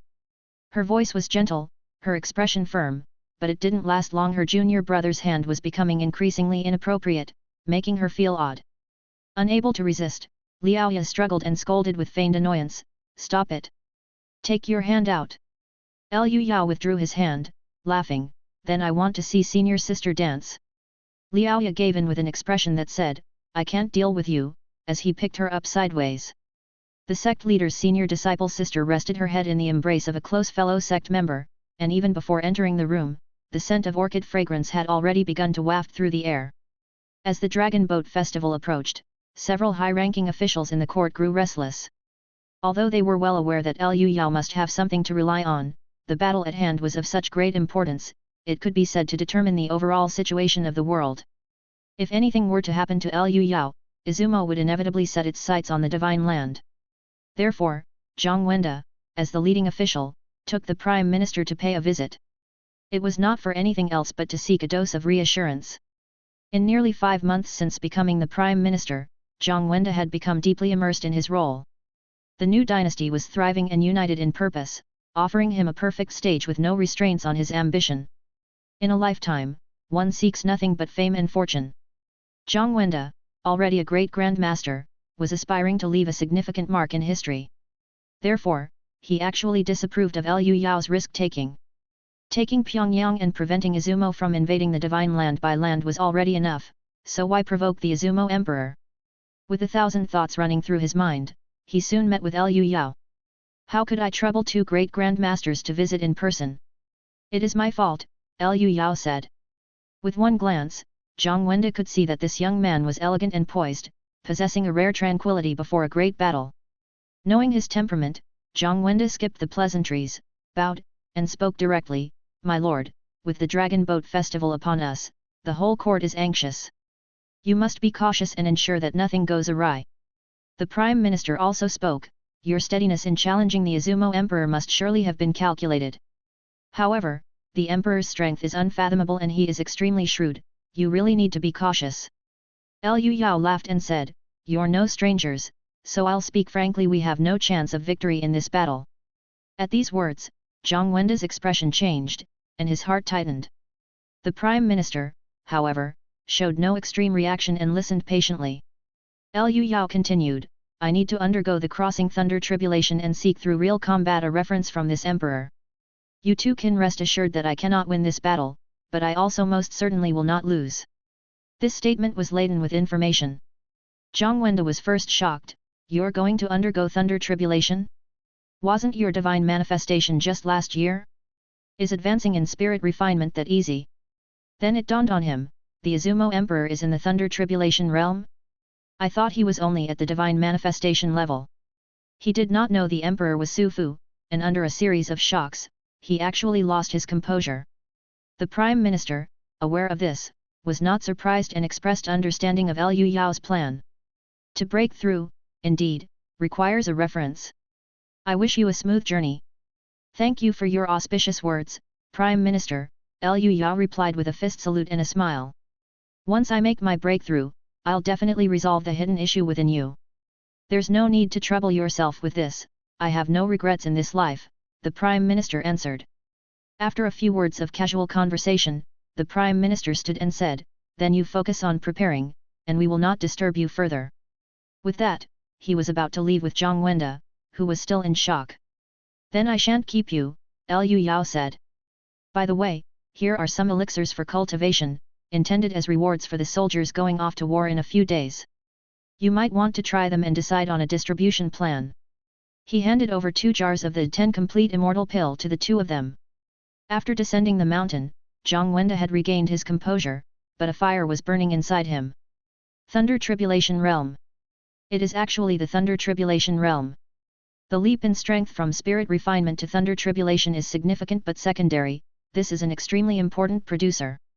Not only could it craft magical treasures and immortal pills, it could even change one's constitution and defy fate, with endless mysteries. All of the scriptures extolled this realm greatly, but sadly, none had reached it in the divine land for over 1,000 years. And if the great Yi dynasty had such an immortal to support it, what great benefits would it bring to people like himself? After calming his heart a bit, Zhang Wenda scooped a handful of elixirs from the jar and swallowed them, then said to the Prime Minister, "How is the Izumo Emperor in the Thunder Tribulation?" But before he could finish, intense true qi burst from all 7 apertures of his body. Such a potent effect of the medicine! Is the Lord really planning to bestow this on the military soldiers? Chapter 530. By the time May 3 arrived, the duel between Liu Yao and Su Fu was already in its final countdown. Over the months, the Imperial Fist had pushed the front line to the location of the dual Mount Kumgong. This mountain, known as the foremost mountain of Korea, spans an area of 2,400 square kilometers. The armies of the 2 nations faced off here and mutually agreed to a temporary ceasefire, waiting for the 2 powerhouses that suppressed their countries to determine the victor. Nevertheless, the soldiers of the Imperial Fist were not idle, beginning to focus their efforts on cleansing the rear. In the occupied regions of the Yi dynasty, something inconceivable occurred. Goryeo guerrilla teams appeared. They believed the Yi dynasty to be invaders, executioners obstructing the union of Izumo and Goryeo, 2 great nations, and impeding their own ascension to nobility. The most up-to-date noves are published on Fruitnoelo. These people wreaked havoc in the rear, committing assassination and sabotage. While the damage was negligible, it was an embarrassment. Therefore, major cities in the occupied area stepped up security, with soldiers patrolling every day. At this moment, Arya was leading a team of mortal auxiliary forces on patrol through the streets of Pyongyang. Having joined the army and experienced battles, the young girl had acquired a hint of fierceness. The Goryeo people she passed by hurriedly moved aside, offering obsequious smiles and respectfully greeted her. However, Arya, having entered the spirit refining state, could acutely sense their animosity towards her. She could even sense the resentful expression on their faces after she passed by. The young girl knew all too clearly the Korean people did not welcome the arrival of the imperial court's army. But she didn't pay much mind to these pig-like Koreans. Arya had a very poor impression of the Koreans, not only because of their bizarre way of thinking but also for the outlandish attire of Korean women. Their long skirts stretched up to their chests, making them look like colorful steamed buns. But their entire chests were exposed, swinging ostentatiously as they walked through the streets. Don't they have any sense of shame? Arya had already proposed to the army to ban such attire as it was too vulgar and damaging to public morals. At that time, the young girl had led her team to a bustling market, where a shop was selling radios. The radio was airing a news program discussing the upcoming duel between Liu Yao and Su Fu. Arya listened aimlessly for a few moments, finding it to be the same old platitudes with nothing novel. The young girl silently prayed in her heart, even if it meant she would live decades, or even 100 years less, she hoped her uncle master would come through unharmed. Just when she was slightly distracted, a middle-aged man in the crowd hardened his expression and without a word, threw 2 grenades toward the patrolling soldiers. At that moment, as shocked expressions just began to appear on the faces of those around, and before they could make a sound, Arya had already entered the spirit-refining state and drew her M500 revolver, bang, bang, firing 2 shots, exploding the grenades in mid-air. The middle-aged man wore an expression of fury, but as chaos ensued around him, he attempted to blend into the crowd and flee. But there was no way Arya would let this guy escape. She dashed forward in a flash and with a move from Blue Dragon bearing Sorrow, she struck his shoulder, producing a teeth-grating crack, instantly breaking his scapula. The man, holding his shoulder and wailing, loudly proclaimed, "Long live the Emperor," ready to meet death. The immortal auxiliary forces rushed forward, quickly dislocated his jaw, and tied him up. Arya ordered coldly, "Take him back to camp for severe punishment, interrogate him for accomplices." The leading officer nodded in agreement, his face showing some pleasure. Capturing a live one, though it was a fairy who made the move, everyone could share in the credit. After an unpleasant patrol, Arya returned to the large camp. However, she discovered that the atmosphere in the camp was somewhat strange. All the soldiers and officers she encountered were excited, even those on guard duty were especially spirited. Luckily, upon meeting the Behi Gully trio, Zhu Beneng excitedly said, "Fairy, Lord Liu is in the camp." Arya's pretty face suddenly lit up, and she hurriedly ran towards the commander's tent. Upon entering, she found the place was crowded. Not only were there veteran military officers like Dong Fuxiang and Shi Rongchun, but also old acquaintances like Fu Fengsheng and Zhao Sanduo. Of course, her dearly missed mentor's uncle was not absent. "You have done well, taking down Pyongyang in just a month." At that moment, Liu Yao was discussing matters with everyone with a smile, his visit also serving to comfort the troops on his way. "Thanks to the armor bestowed by Lord Liu. Truly a divine article of war." Dong Fuxiang, his face flushed with excitement, chatted with Liu Yao. Shi Rongchun also laughed and said, "The martial artists serving in the military also made great efforts. It's all thanks to them that the battle went so smoothly, all due to Lord Liu's command." Liu Yao waved his hands and said, "No need for modesty, you really did fight well in this battle. Work hard and seek for yourselves a different future." The officers burst into good spirits upon hearing this, but none could guess what a different future meant, simply assuming it related to promotions and wealth. It's not without reason, after all, traveling all the way to Goryeo to fight was to seek military honors and wealth. Liu Yao wouldn't speak to others of ideals or such elusive things. To motivate people, tangible benefits were a must. He offered a few words of warm encouragement and then bid farewell to the group of officers. Now, only Fu Fengsheng and his brothers remained in the place, along with Arya, these were his close ones. Liu Yao's face showed more sincerity as he gently laughed and asked, "How is it, are you adapting to the days of combat?" Fu Fengsheng cheerfully replied, "Very well, indeed. Thanks to your grace, even I, the black sheep of the family, am now bringing honor to our name." Zhao Sanduo also laughed and chimed in. "We were once carrying the bounty of nearly 10,000 silver on our backs, completely disowned by our family. Who would have thought that we would transform into generals of the state? I must thank Lord Liu, for without my cultivation, I surely would not have been qualified for this title." The title General of the State was among the highest honors for a martial artist, and indeed a blessing for their clans. The two were very satisfied. Seizing the right moment, Arya came forward to greet him politely, sweetly saying, paying respects to mentor's uncle. Liu Yao placed his hand on the girl's wrist to feel her pulse, smiling contentedly as he said, good, your cultivation hasn't slipped, and several generals praised your competence. Arya, you have indeed done me proud. This is what your disciple should do, the young girl bashfully replied, like an adorable little apple. Zhao Santuo began speaking, we just caught an assassin not long ago. An assassin? Liu Yao's face revealed a hint of curiosity. The group, each adding their own words, recounted the peculiar story of the people from Goryeo. Fu Fengsheng said with puzzlement, Goryeo has always been a vassal to the divine land, shouldn't the people of Goryeo welcome the heavenly soldiers on their knees? I really don't understand their deep-seated hatred. Zhao Santuo also added, yeah, and they even spontaneously formed a guerrilla team in the occupied zone. Our military discipline is extremely good, and while we can't claim no offense as insignificant as a single hair, we certainly live in peace with the civilians. Surely that's better than Izumo's forceful conscription of comfort women, right? I don't understand what they're thinking. After listening, Liu Yao replied with a semblance of a smile, Izumo has mastered the essence of colonial rule. In just a few short years, they've tamed Goryeo thoroughly from top to bottom, that, I must admit, is quite impressive. After chatting for a while, Liu Yao stood up to take his leave and headed towards the site of the arranged battle. The others said no more, and all cupped their fists in a salute as he departed. They were unaware of the emperor's true cultivation level but were filled with confidence in Liu Yao, who always created miracles. Arya, as someone close to him, knew better and once again started praying in her heart. Chapter 531. On the day of the Dragon Boat Festival, the long-awaited day of the duel finally arrived.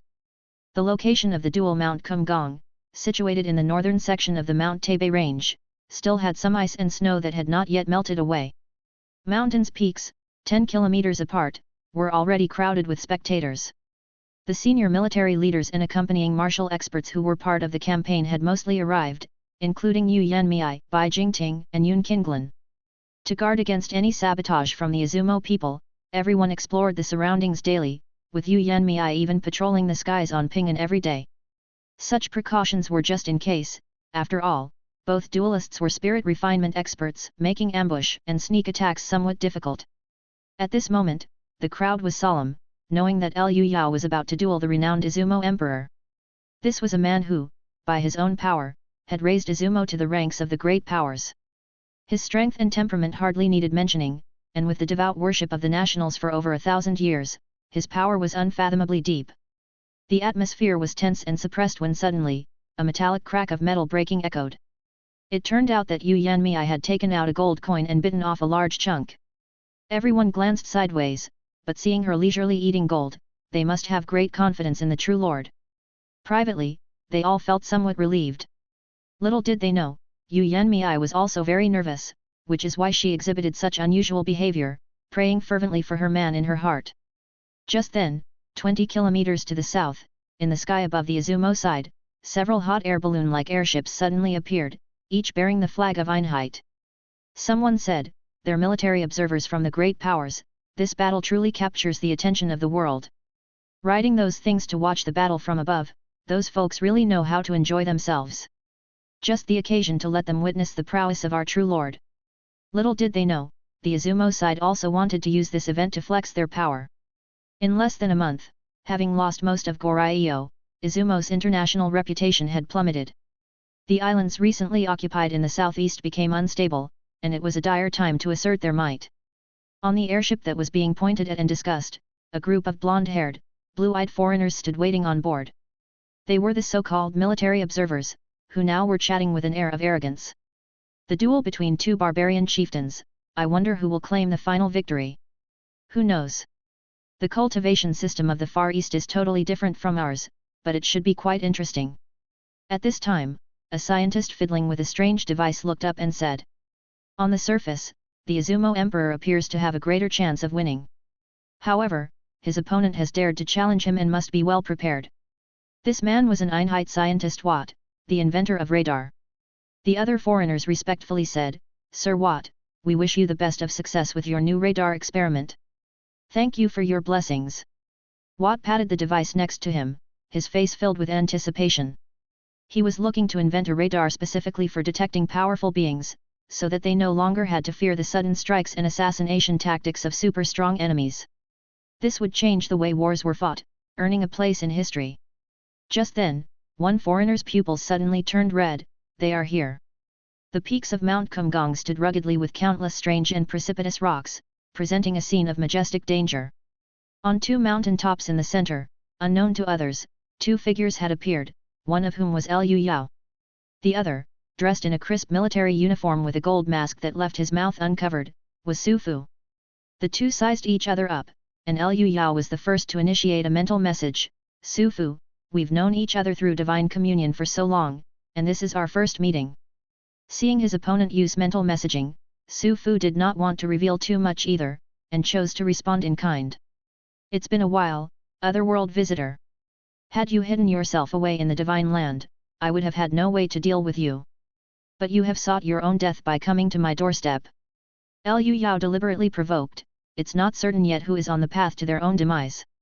Using possession to live until now, how much strength can you possibly have left? Hehe, just wait and see. Accompanied by Su Fu's words, a 30-meter-tall giant phantom gradually appeared.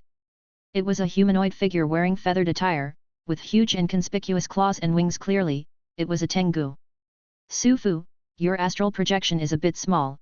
Liu Yao also unabashedly manifested his own three-headed and six-armed astral projection. He maintained its height at 50 meters, which was most suitable for duels, combining strength and agility. Su Fu sneered, you lack education, it seems you really don't know size isn't everything. Only a petty person would say that. A man should, of course, be as big as possible. Liu Yao immediately merged his astral projection into one end, waving his 6 arms, said, I'll let you try the benefits of being big. With that, he stomped on the ground, shattering it, and charged forward with a thunderous momentum. Su Fu, with a smirk still playing at the corner of his mouth, didn't merge with his astral projection and casually gestured with his hand, letting the Tengu meet the battle on its own. This attitude was somewhat arrogant. Liu Yao wouldn't indulge it, and he immediately poured a surge of true qi into his astral projection. After reaching the leak-free realm, his physical body finally had enough true qi to supply the astral projection to execute martial techniques. Regret of the dragon, soaring dragon in the sky, twin dragons fetch water. Each of his 6 arms launched a strike from dragon subduing palm, simultaneously striking the Tengu, which was only as tall as his navel. The scene was like 6 big iron hammers swinging in full force toward a 6-year-old child. Facing such a ferocious attack, the Tengu vanished in a flash, abruptly appearing behind Liu Yao. Only then did the sound of a booming breaking through the air follow, indicating that the opponent had effortlessly surpassed the speed of sound. Soul Dispersion Claw. The Tengu's 2 pairs of pitch-black giant claws flashed by in an instant. Liu Yao only had time to turn and raise his arms to block when 2 rows of huge gashes appeared on his body, and both of his arms were severed. The Tengu, seizing the advantage, kept clawing around Liu Yao in the roaring sounds, each strike inflicting massive wounds.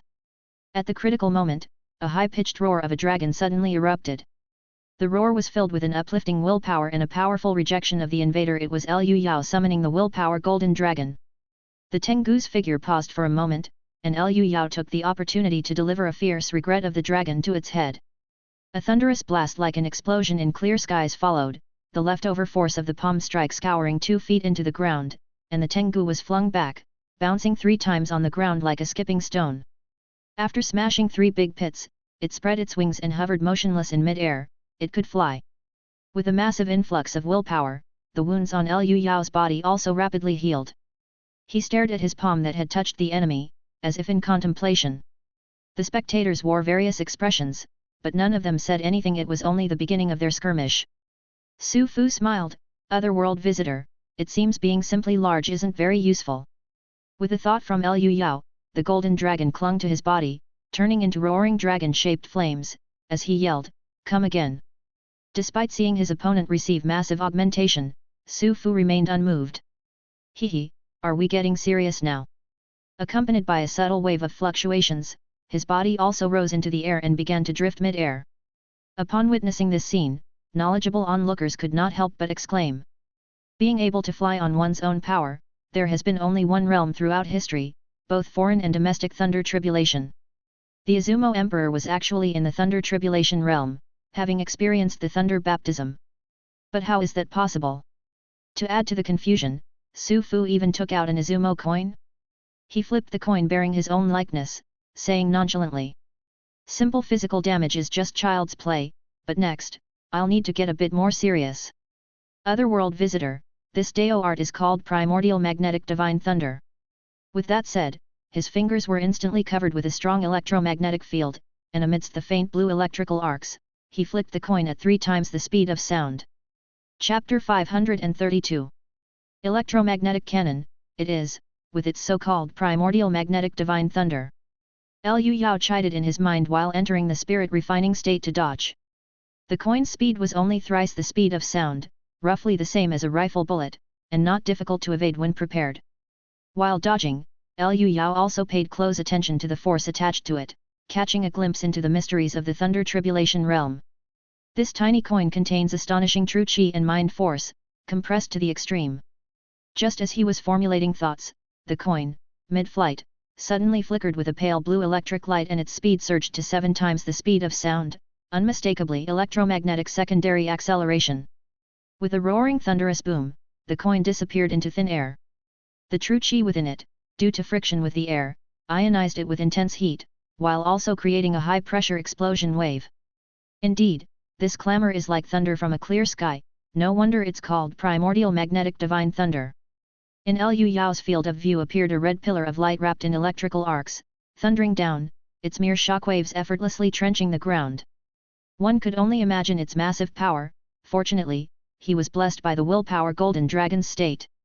In an instant, Liu Yao deftly shifted to one side, just about to evade this terrifying 7 times the speed of sound attack.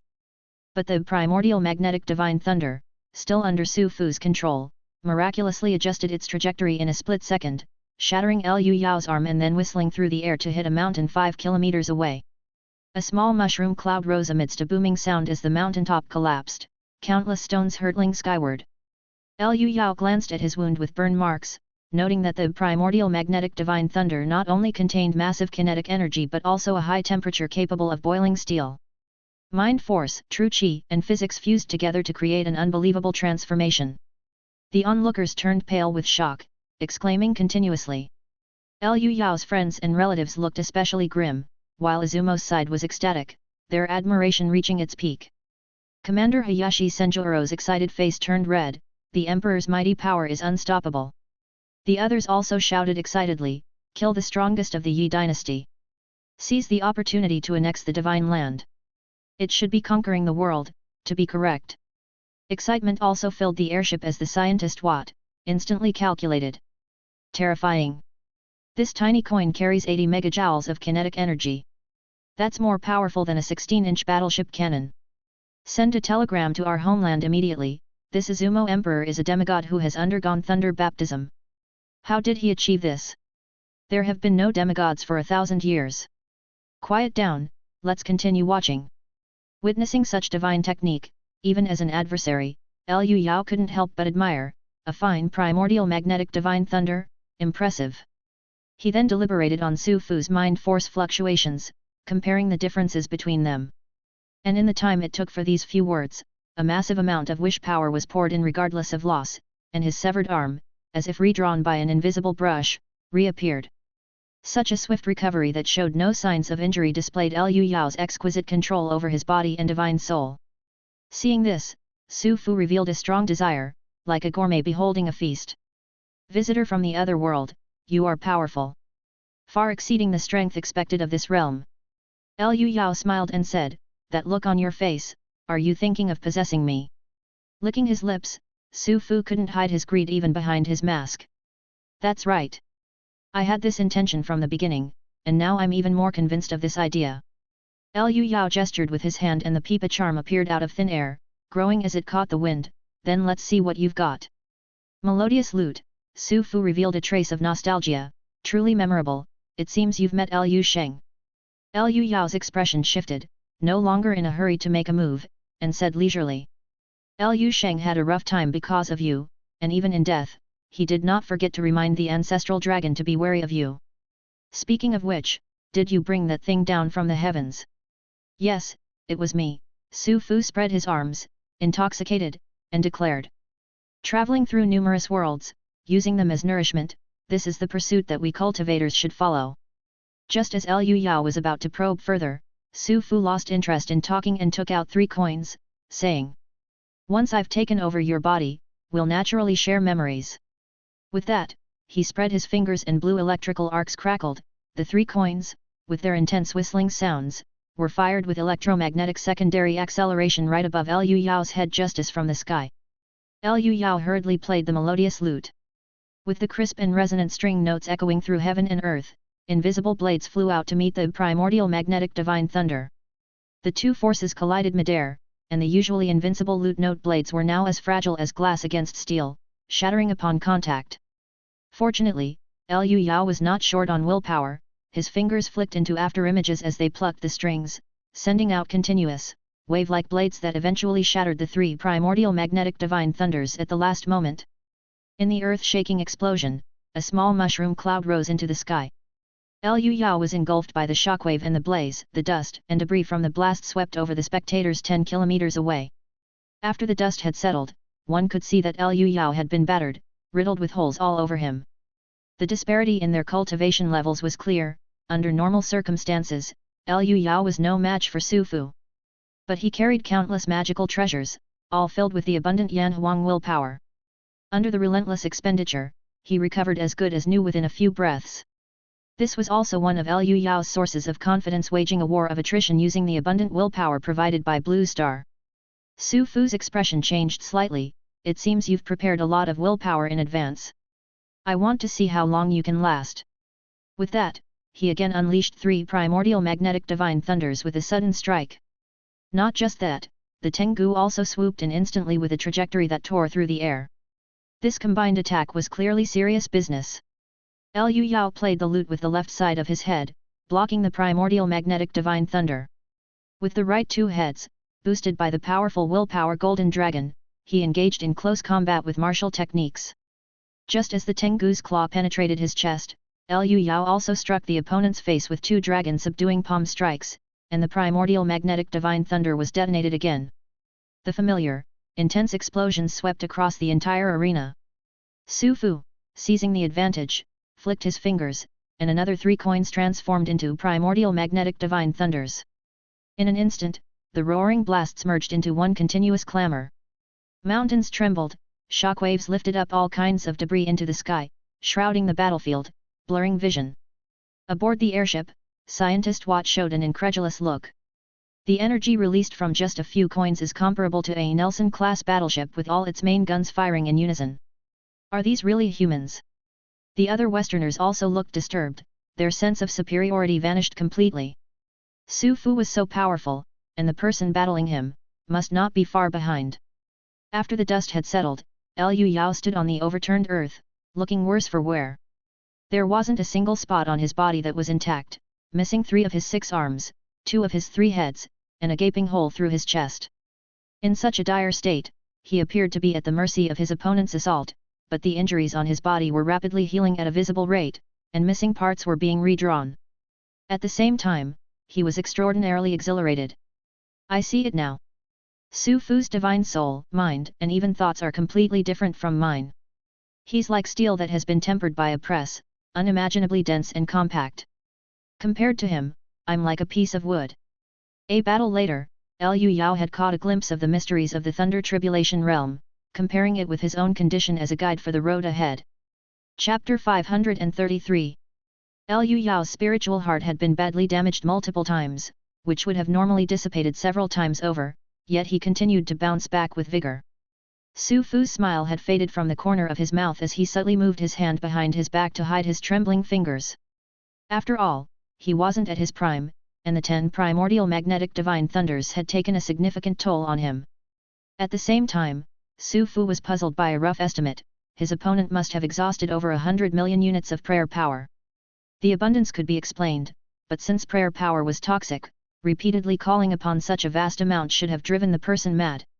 Yet Liu Yao was far from insane. Instead, he taunted, "Didn't you have your meal? Keep it coming." Su Fu could never have imagined the existence of Yan Huang prayer power, a type of spiritual power with no side effects. However, he managed to guess that it surely was a marvel of the other world visitor's own world, and with a smile said, "It seems you must be the so-called child of destiny. The last spark of genius of this world has brought you into being. But after all, it's just a dying flash, of no substantial use. As they say, there is a divine will in the dark, and it's my role to deal with you," Liu Yao retorted with a mocking smile, his eyes on Su Fu's hand hidden behind his back. "By the way, are you done resting?" Su Fu lowered his hand, which no longer trembled, and said coldly, "Walking between two realms with the wind at your back, you've lost the heart of reverence. Don't become arrogant." With that, his spiritual heart fused with him. Instead of enveloping him like activating mecha, it continuously shrank and was absorbed into his body. The spiritual heart was not only for external use. If the host was strong enough, this spiritual power also provided a formidable enhancement. The opponent had a powerful recovery ability, and Dao arts consumed a great deal. It was more cost-effective to obliterate in close combat. Black electric arcs steamed off Su Fu, ionizing the air around him with crackling sounds, and behind him, the faint shadow of Tengu wings could be seen. Liu Yao was on high alert, his heart throbbing with excitement. He had purposely angered Su Fu, seeking to probe his secrets in close combat. But Su Fu didn't rush into the fight. Instead, he focused on psychological tactics.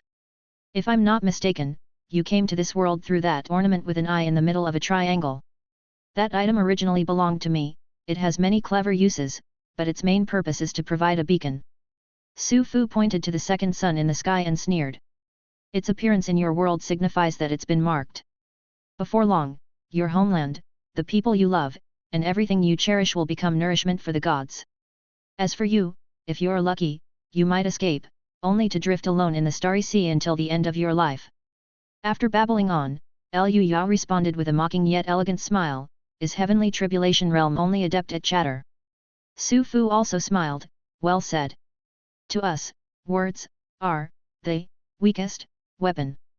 Before he finished speaking, a flash of lightning brought him before Liu Yao, and with each word of his last sentence, he landed a heavy blow on his enemy. It was clear to anyone that this was a begrudging assault, visibly fueled by Su Fu's anger towards Liu Yao. Liu Yao endured several harsh blows before counterattacking with somber dragon clasping grief. However, Su Fu received the punch undeterred, and amid a deafening blast, Liu Yao's entire arm was gone. Immediately after, he transformed into a mass of black electric light, striking Liu Yao from head to toe. This was a probe to determine the true body's location, to prepare for a killing blow. Liu Yao was well prepared and remained composed and unflustered, even feeling secretly thrilled as the physical contact provided deeper insight. But to repair his spiritual heart, the Yanhuang prayer power in his magical treasure rapidly depleted. The supply in the stone lion was exhausted first, though fortunately, the golden dragon and the creation immortal boat were still full. The two combatants exchanged blows in chaotic battle, shaking the ground and overturning soil and rocks, causing minor earthquakes within a 20-kilometer radius. Especially those standing on mountain tops watching the battle could clearly feel the ground shaking beneath their feet. Yu Yanmei watched with a cold expression, silent as the force of the battle tossed her hair about. She had no place in a battle of this level. If she got too close, even the shockwaves would be too much for her to withstand. The little man who is always so obedient and protective of me turned out to be so strong. Meanwhile, aboard the airship, Sir Watt listed countless complicated formulas on paper, using the huge gaping wound that burst open on the ground to calculate detailed data on the combatants. A short while later, the earthquake-like commotion in the arena came to an abrupt halt. It turned out that Su Fu had already located Liu Yao's true body and stopped to gather strength for a brief moment, about to launch a fatal strike. Liu Yao felt his scalp tingle from the murderous intent, but with a thought, he quietly took out the blade of freedom. What comes around goes around, let's give Su Fu a little surprise. Almost at the same time, Su Fu finished gathering his strength and bellowed, "Die!" Around him, blue arcs of electricity appeared, followed by a stylish, electrically charged sonic boom, fiercely bearing down on his target. He didn't want to engage in a war of attrition anymore and directly executed his ultimate move, shocking the mortal world. Powdered by electromagnetic force, he shot himself forward to attack with his legs, aiming squarely at the core of the heart's crotch area. Liu Yao's true body was indeed there. He hastily guarded his crotch with all of his arms. In the midst of the explosion, Su Fu turned into a black streak of electricity, piercing through the heart projection's palms one after the other, unstoppable in his assault. Just when he was about to succeed, an unexpectedly righteous magical treasure struck, none other than the Blade of Freedom. Su Fu, single-mindedly determined to finish off Liu Yao, disregarded everything and focused his might on a strike at the heart's crotch area. But with a resounding thud that shook the earth, Su Fu's expression changed. He saw that his attack that shattered the heart projection landed on an incredibly solid boat-shaped magical treasure, unmistakably the creation immortal boat. It turned out that Liu Yao not only used the heart projection to defend himself but also cloaked an extra layer of the fairy boat as a double insurance, which indeed proved to be very useful. The opponent's strike penetrated 6 palms of the heart projection and even caused countless cracks to appear on the incomparably solid creation immortal boat, truly a ferocious attack. His move proved utterly useless. Su Fu's complexion looked extremely ugly, and he casually slapped away the sneaking Blade of Freedom, leaving a wound the size of a rice grain in his palm. Furthermore, something else incited his rage to the verge of madness. "You're actually close to crossing Thunder Tribulation." In a close combat, Su Fu also figured out Liu Yao's cultivation level. He wasn't foolish. In an instant, he understood the purpose of this battle, bellowing in fury, "You want to use me as a reference? Congratulations, you guessed right," Liu Yao said with anticipation, waiting for the Blade of Freedom to take effect. And Su Fu, truly at the Thunder Tribulation realm, sensed something wrong and looked at his palm in astonishment. There's actually such a bizarrely potent poison in the world. He watched as his poisoned hand uncontrollably struggled to remove the gold mask on his face. Just as Liu Yao was eagerly anticipating whether he could punch above his weight and fight back, Su Fu had already suppressed the errant arm. He took a deep breath to calm his emotions and said to Liu Yao with a sigh, "Worthy of the child of destiny. Countless trump cards, endless techniques. I made a fundamental mistake by underestimating you, and I deserve to suffer for it." Having lived so many years, Su Fu immediately calmed his mind and acknowledged his mistake. But such an enemy was the most difficult to deal with. Liu Yao's whole body broke out in a cold sweat, his divine sense perception and martial intuition frantically raising the alarm. The Tengu materialized once more to shield its master, and Su Fu himself ascended into the sky, looking down from his high position.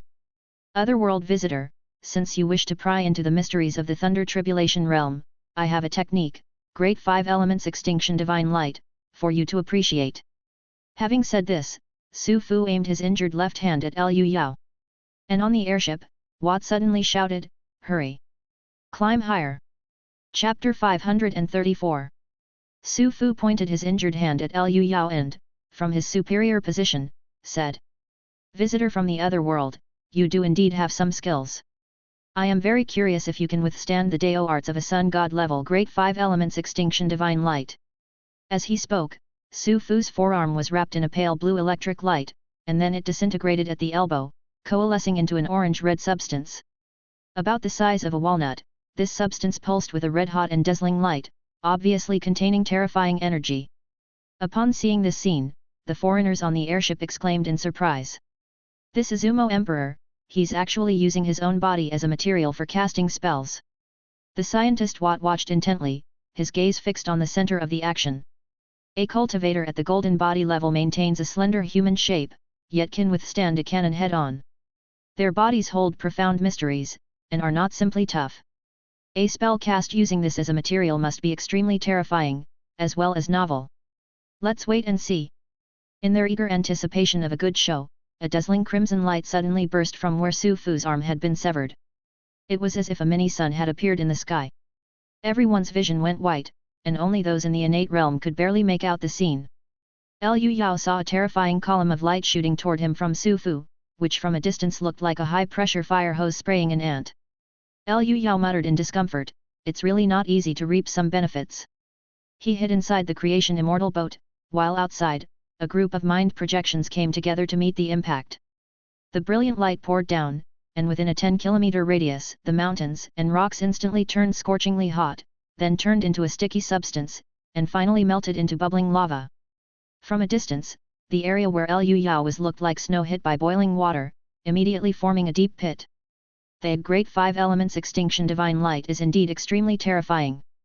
The foreigners on the airship saw it especially clearly and their faces were instantly filled with horror. "We can feel the heat wave even from a height of 2,000 meters. Is this an extreme solar explosion?" More like a scorching ray, but the range is too wide. Gentlemen, this is not a spell in the conventional sense, Scientist Watt murmured in shock. This is a gamma-ray burst, a cosmic phenomenon, a terrifying form of optical radiation. The energy of a single photon it emits is several 100,000 times that of sunlight. To think that it has been harnessed as a spell, it's simply unbelievable. The people on the airship were shocked, their faces illuminated orange-red by Su Fu's Dao arts. At this moment, the Great Five Elements Extinction Divine Light, or the gamma-ray burst, was bombarding Liu Yao furiously from above. The ground where he stood turned to lava as it descended, while objects vaporized and ionized to form plasma that shot out at high speed. The Earth's surface was stripped away instantly, creating a void 3 feet into the sky. However brutal, it had to be said that this spell was indeed beautiful. The rays themselves were orange-red, with the ionized air adding a hint of blue, bound by the purple magnetic field created by Su Fu, forming a cyclone resembling atmospheric vortices. This spectacle, meant to occur in the cosmos, was now unfolding within the planet's atmosphere, where various strange and beautiful lights reflected off each other in a stunning display. But for Liu Yao, who was in the midst of it, it was extremely unpleasant. In the midst of the violent roaring, his mind projections kept disintegrating and dissolving, like rock candy dropped into boiling water. Willpower was poured into him frantically, and the mind projections kept regenerating, as if an invisible painter was continuously redrawing the missing parts. But Su Fu's move was a genuine sun god spell, powerful and formidable. The golden dragon's stored willpower lasted only 3 seconds before running out, and the mind projections were immediately scattered. This was Liu Yao's first time having his heart image shattered, feeling a severe dizziness in his mind as the golden dragon awkwardly fled back into his divine soul. Su Fu's expression brightened. We cultivators travel divine realms among the starry sea, comprehending this spell. Guest from the other world, quietly turn into dust. However, Liu Yao was not at all panicked, for he still had a second line of defense, the most solid one, the creation immortal boat. The ferry boat suddenly returned to its normal size, revealing its massive body between heaven and earth, blocking the pouring light.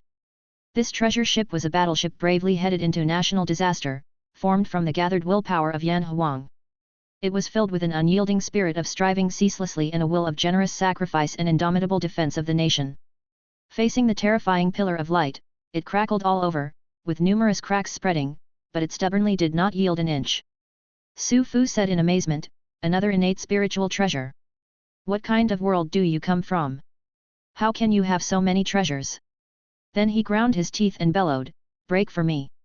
With that, he sacrificed his forearms that had been broken at the elbows, using them as the energy for the extinction divine light. Thus, he lost his entire arms, but since they were already poisoned, he decided to go all out.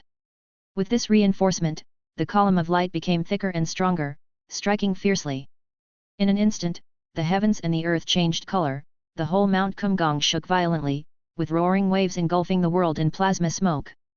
Watt on the airship suddenly changed complexion and shouted, "Oh no, the Izumo Emperor has increased the power. Abandon ship." Before he could finish, a stray neutron stream pierced through the airship, igniting the hydrogen within, turning the airship into a brilliant firework in the sky. And Liu Yao, struck by the much more powerful column of light, saw nothing but dazzling brilliance and heard nothing but the roaring sound of the air, as the picturesque mountains underfoot had already turned into a lava terrain. The cracks on the creation immortal boat's body continued to grow, not looking good.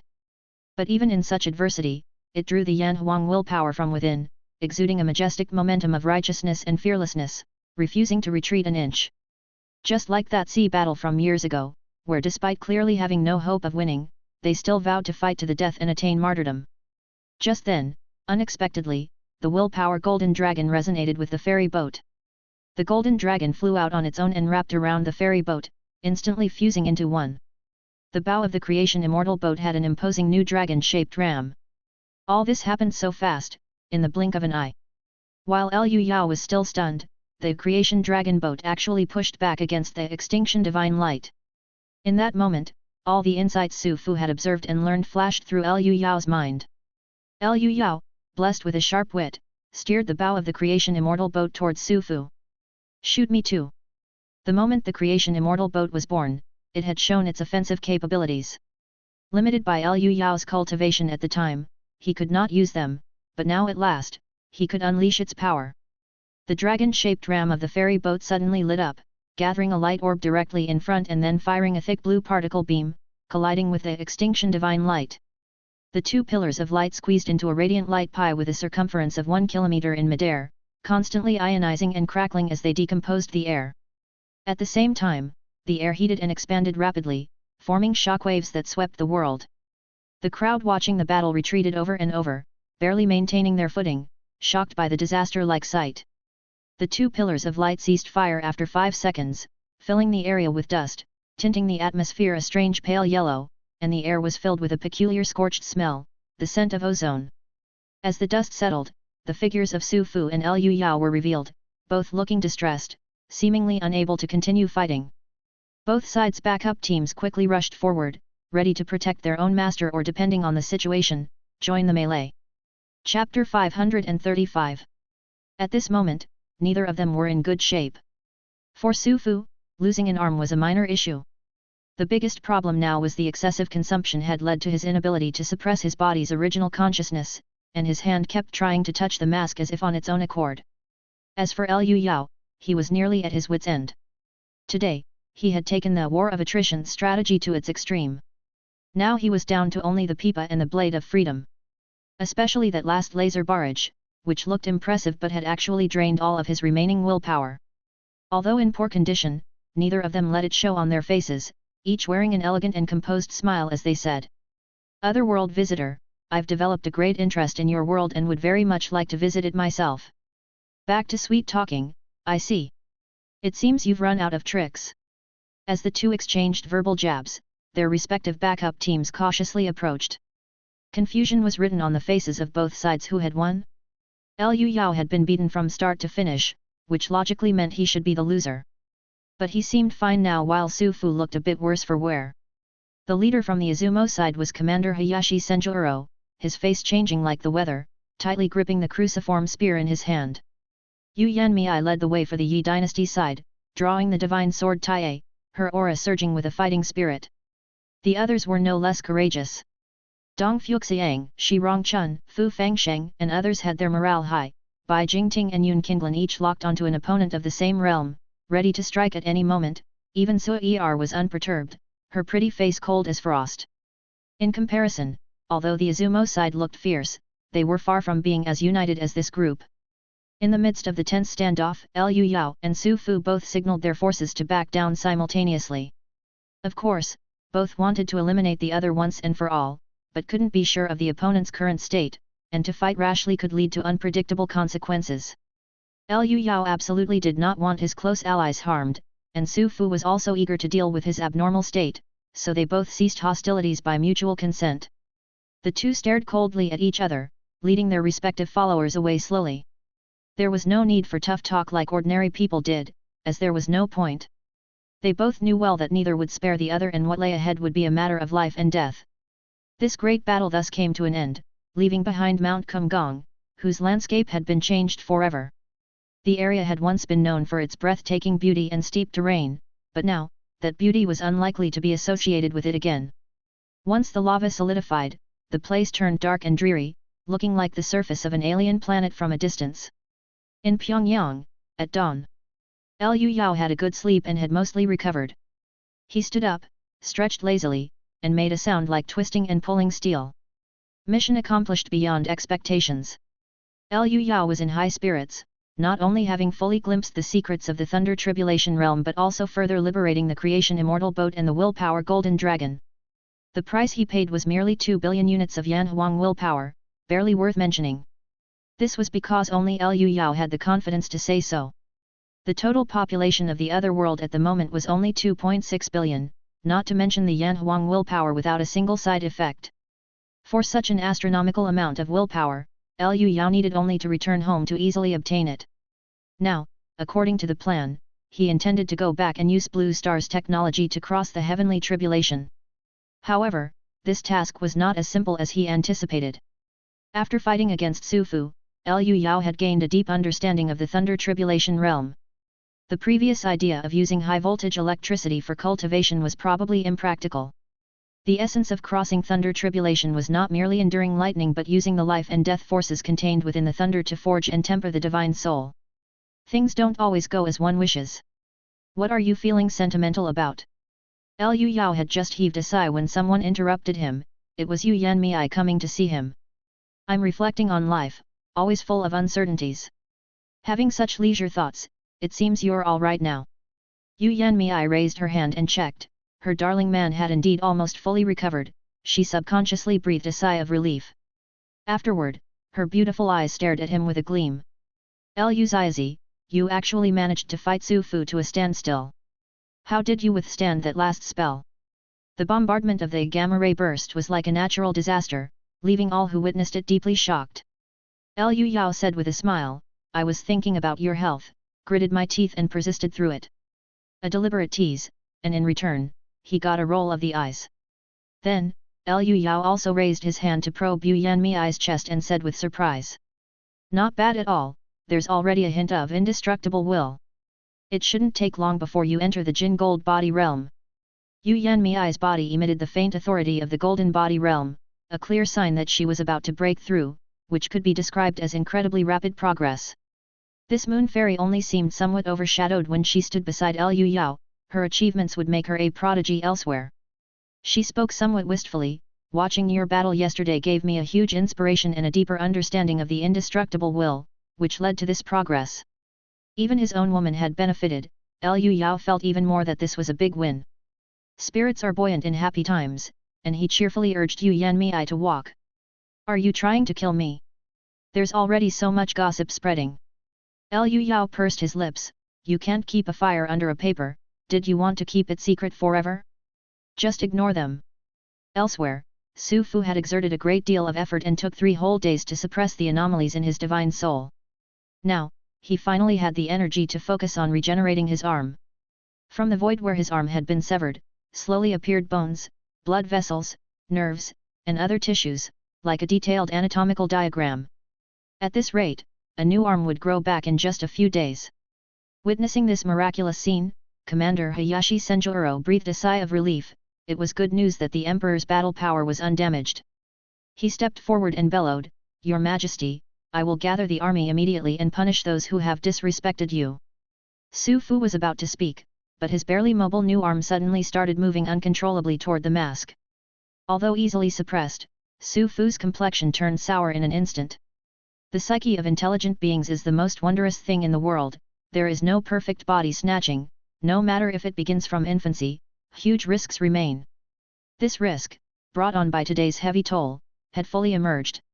It seemed that the recently acquired Golden Body Realm flesh had to be discarded once again.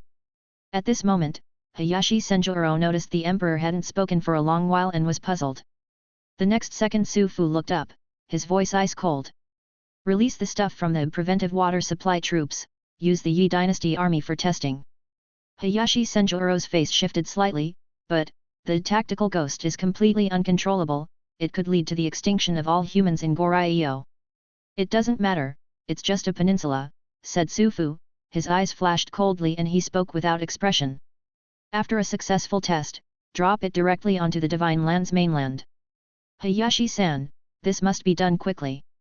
Hayashi Senjuro felt his hair stand on end, he dared not say more, stood at attention and bowed, Yes, sir. The tactical ghost plan started after the great battle of Jinling with the Dekong Church. An Azuma warrior had taken away a piece of Hong Ronken's mutated flesh. The Emperor valued it highly, investing resources into research regardless of cost, and had already achieved some results. Chapter 536. Thank you, Grandmaster Yu, for your hospitality. I'll be leaving for a few days, wishing you success in your breakthrough. After having his way with the Moon Fairy, Liu Yao felt refreshed and couldn't resist playfully tickling her soul. Yu Yanmei, exhausted from the ordeal, kicked him away and said with a flushed face and lingering charm, Scoundrel, get lost now.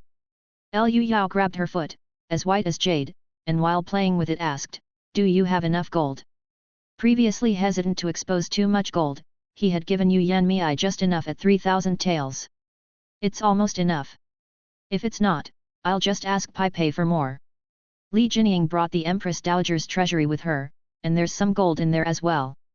No need to go through all that trouble, I'll give you some more. Liu Yao waved his hand, and a cascade of gold, at least 10,000 taels, poured onto the ground. Yu Yanmei casually picked up a piece, noting its high purity. Being given such a valuable cultivation resource in such quantity left her speechless for a moment, suddenly feeling an odd sense of being kept. Liu Yao, in a show of wealth, said, "Don't skimp, use as much as you need." In the space-time bubble, he had over 100 tons of gold and silver, and Blue Star was no stranger to such riches. He kissed the exquisitely delicate face of the Moon Fairy and said, "Then I'm off, bye." Before opening the light gate, Liu Yao summoned the 3 spiritual sparrowhawks with a wave of his hand. He might need their help for this trip back home. The spiritual sparrowhawks whistled in, affectionately rubbing against their owner. Liu Yao asked, "Do you want to come back home with me for some fun?" Eagerly, they nodded, flapping their wings excitedly. "Then, we'll stay back home for a couple of days." Liu Yao opened the green swirling light gate and returned to his homeland with the 3 babies. His primary task this time was to see if Blue Star's technology could assist with the heavenly tribulation. This was not as simple as he had initially imagined. Letting the 3 spiritual sparrowhawks go off to play, he began to ponder. On his last visit, he had dredged the Suez Canal, and now he was close to Suez City, where high-voltage cables were inevitable near urban areas.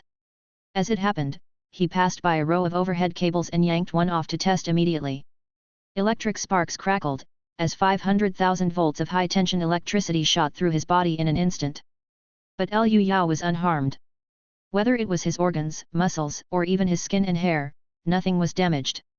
As someone at Flesh Realm, this was not surprising, but today's test was not about his body. Liu Yao's divine soul left his body from between his eyebrows, reaching out to touch the electric sparks and even the cable itself. However, there was no interaction between the two. His divine soul simply passed right through without any incident, as if they were not in the same world. As expected, it's useless. After all, this type of current is but a mundane object. Liu Yao had been prepared for this outcome, so he wasn't too disappointed at the moment. Moreover, Otherworld had electricity, and yet no spirit refining practitioner had ever used it. I need to think of another method. When in doubt on earthly matters, consult Baidu. Liu Yao took out his smartphone from the space-time bubble. No sooner had he switched it on than a barrage of notification sounds filled the air, with several eye-catching messages from the bank. Income from social platforms combined with the billion-dollar thank you fee for dredging the canal meant his account balance had yet again breached 10 billion. Liu Yao nodded in satisfaction and then opened the browser to search for Lightning.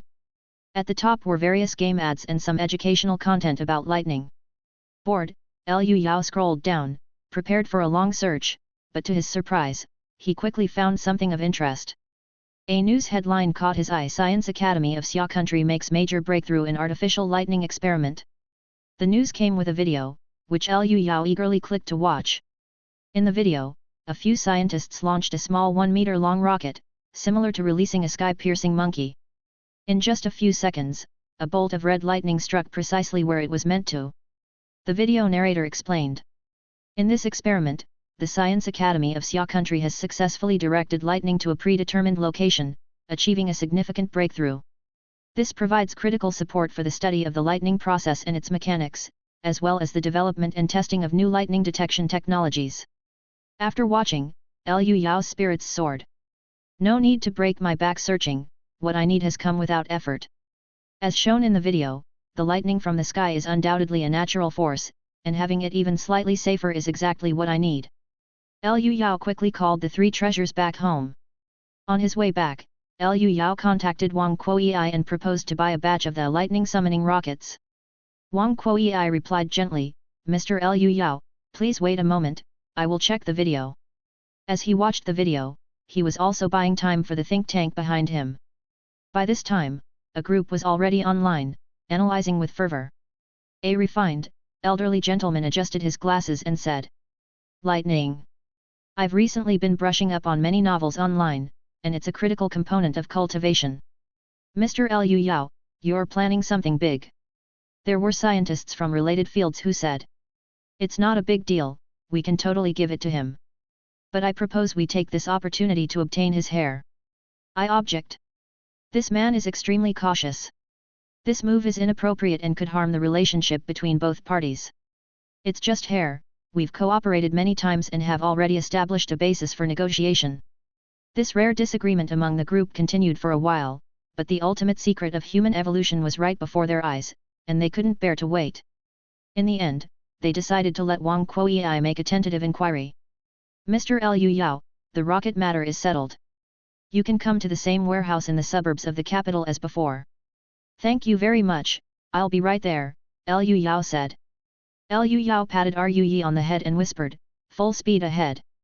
The three spiritual sparrowhawks cried loudly, their wings abruptly flapping faster as they tore through the air towards the capital of Xia country. By the time Liu Yao arrived, Wang Kuei was already waiting for him. By his side was a small launch platform the size of a dining table, with rockets as thick as an arm and a meter long on it. Liu Yao leaped down, descending lightly onto the ground riding the Qi, defying all laws of physics. This scene set many scientists' hearts aflame with excitement. Little did they know, Liu Yao's heart was also ablaze. Is this the lightning summoning rocket?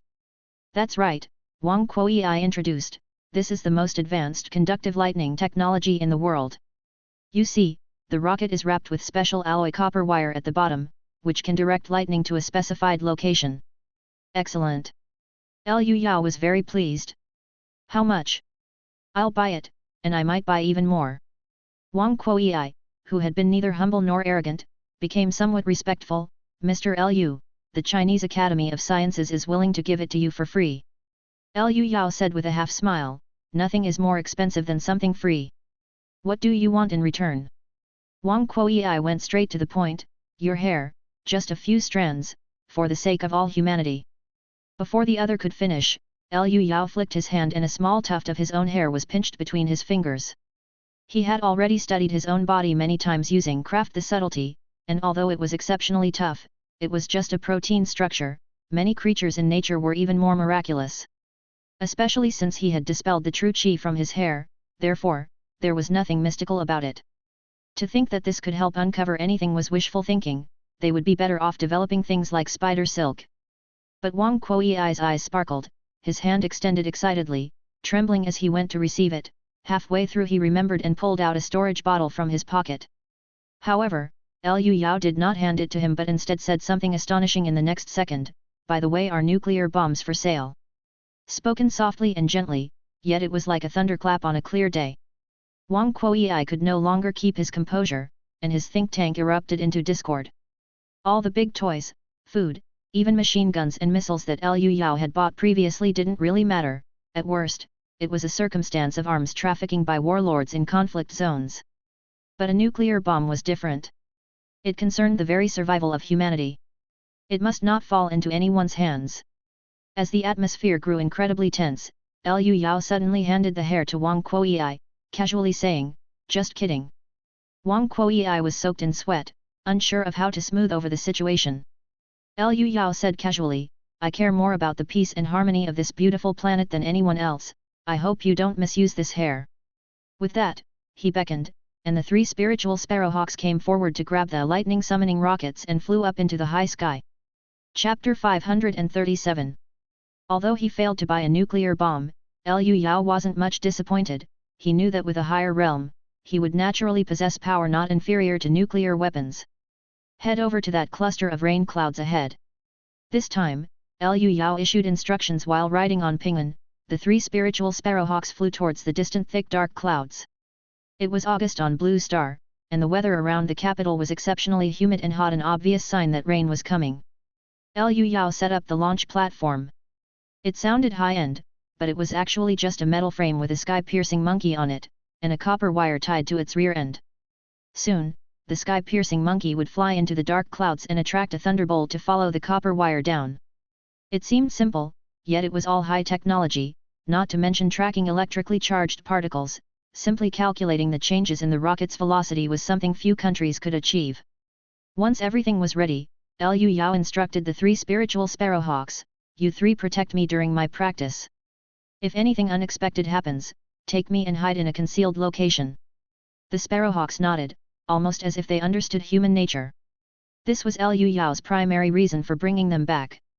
After all, it was a test related to the divine soul, and it was better to be safe. Then let's begin. Liu Yao took out the remote control and pressed the launch button. The rocket shot upward with a tail flame, piercing the sky. By then, the dark clouds had grown thicker.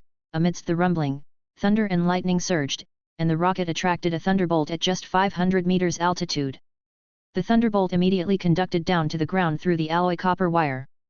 Liu Yao had long been awaiting in a state of soul travel and immediately went to meet it.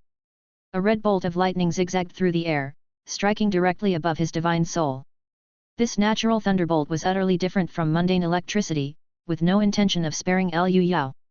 With a crackling sound, sparks flew, electrifying him from head to toe.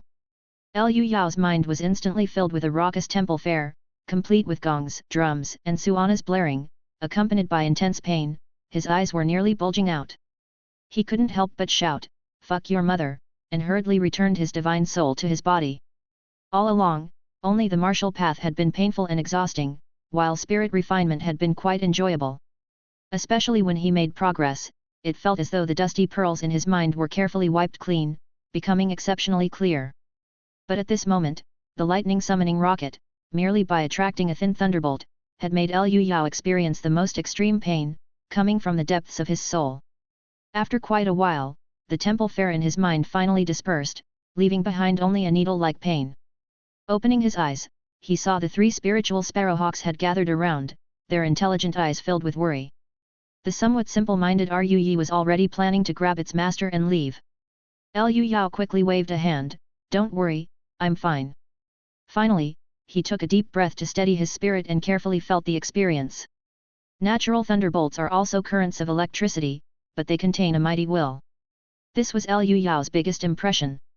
As soon as he touched the thunderbolt, he first felt a rush of ultimate destructive and violent intent, but after withstanding it, there surged a torrent of vitality. Thunderbolts are like a forge and a grindstone, repeatedly tempering the divine soul, leading to all kinds of incredible powers. This is the secret of the Thunder Tribulation realm. Liu Yao exhaled and looked at the launch platform beside him, his face full of excitement.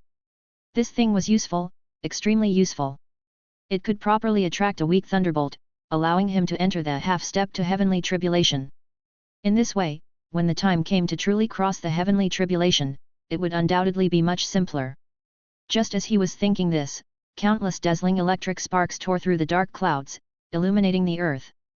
The next second, ear-splitting thunder resounded across the sky, lasting for a long time. The awe-inspiring might of nature, Liu Yao remarked as the rain poured down in torrents. Suddenly, he noticed the 3 spiritual sparrowhawks looking uneasy at this moment, clearly very fearful of thunderbolts. They too would have to cross the heavenly tribulation in the future. However, unlike the human race, their physical bodies would fly into the thunderbolts for a baptism, a matter of life and death just the same. Liu Yao, stroking the smooth feathers of the sparrowhawks, reassured them with a smile, "Don't be afraid. There's always a way out in heaven, from destruction springs new life." After attracting a sliver of thunderbolt, Liu Yao had no energy left, so while recuperating, he started attending to other matters. Previously, training under the deep-sea pressures had yielded significant results, so this time he wanted to buy a deep-sea hydrostatic pressure simulator while he was back. It is an instrument used in the field of materials science, mainly for simulating hydrostatic pressure tests. Liu Yao wasn't short on money, so he contacted the manufacturer directly and spent 20 million to buy the largest one. At the same time, he took out all his magical treasures and used the willing power of Yan Huang to refine and repair them. After busying himself with these tasks, the most critical mission arrived as night fell. Liu Yao took out long-mist sunglasses and a mask from the space-time bubble, contracted his muscles and bones to change his physique, becoming much shorter and thinner. Finally, with cash prepared, he sneaked to a small commodities market and purchased nearly 10,000 pairs of silk stockings of various styles and colors. There were flesh-toned, black, and white silk stockings, as well as all sorts of thigh-highs, garters, and fishnets. As he shopped, he became more interested and started to buy some risque clothing, until he couldn't stop himself, purchasing a huge pile of items that shattered human moral boundaries and targeted the darkest desires of the heart. Straight-laced individuals like Liaoya and Yu Yanmei would definitely want to beat him up if they saw this. Stowing everything into the space-time bubble, Liu Yao finally breathed a sigh of relief, as such matters absolutely couldn't be recognized by others. At this time, the city's nightlife had just begun. Lights illuminated the streets as rows of food stalls set up, their business booming, as far as the eye could see. The fountain square was filled with melodious music and changing lights, with groups of people laughing and playing. Liu Yao let out a breath of relief and recalled what Su Fu had mentioned about Blue Star being marked. His brows furrowed, and he clenched his fists tightly. I certainly won't let that monster succeed. The next day, the magical treasures had all been restored to their original state, further filled with the willing power of Yan Huang. Liu Yao had also mostly recovered, so he summoned another bolt of lightning to strike himself, only then taking a bunch of things with him to return to the other world. No sooner had he returned than he heard lively songs and dances coming from the direction of the camp. Riding the spiritual sparrowhawk closer, he saw that the female disciples of Joyful Sect were performing for the soldiers. While their gestures were coquettish, the show was not overly risque average by the standards of the Blue Star girl group, but in the other world, it was enough to send blood pumping. The soldiers watched with great enthusiasm, cheers and applause never ceasing. At that moment, someone with good eyesight spotted the spiritual sparrowhawk in the sky and immediately knew that the true lord had arrived. The commanding officer of the 2nd Division stationed here Tan Bakui, along with senior military officers and accompanying martial artists, came forward to welcome him. We pay our respects to the true lord. Some, seeing Liu Yao for the first time, hesitated whether to kneel or not. Fortunately, the leaders bowed with clasped fists, and the others quickly followed suit. All rise, you have worked hard, Liu Yao said, as usual, encouraging a few words, and the crowd also came forward to chat with him, trying their best to leave a good impression.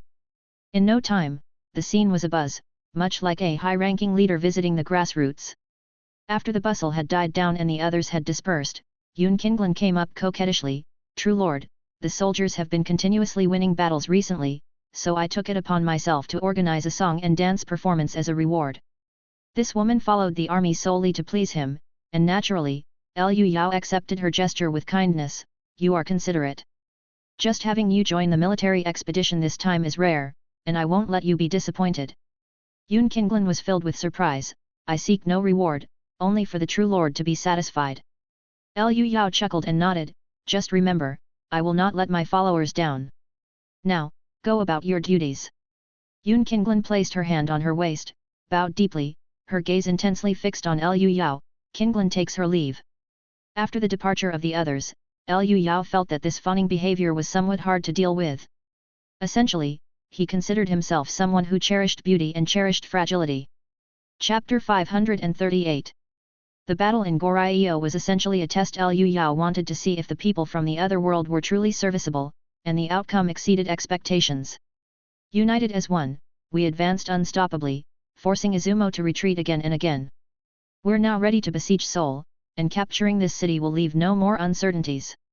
Meanwhile, the commanders continuously researched and innovated new battle tactics, remedying any oversights, making the legion even more elite.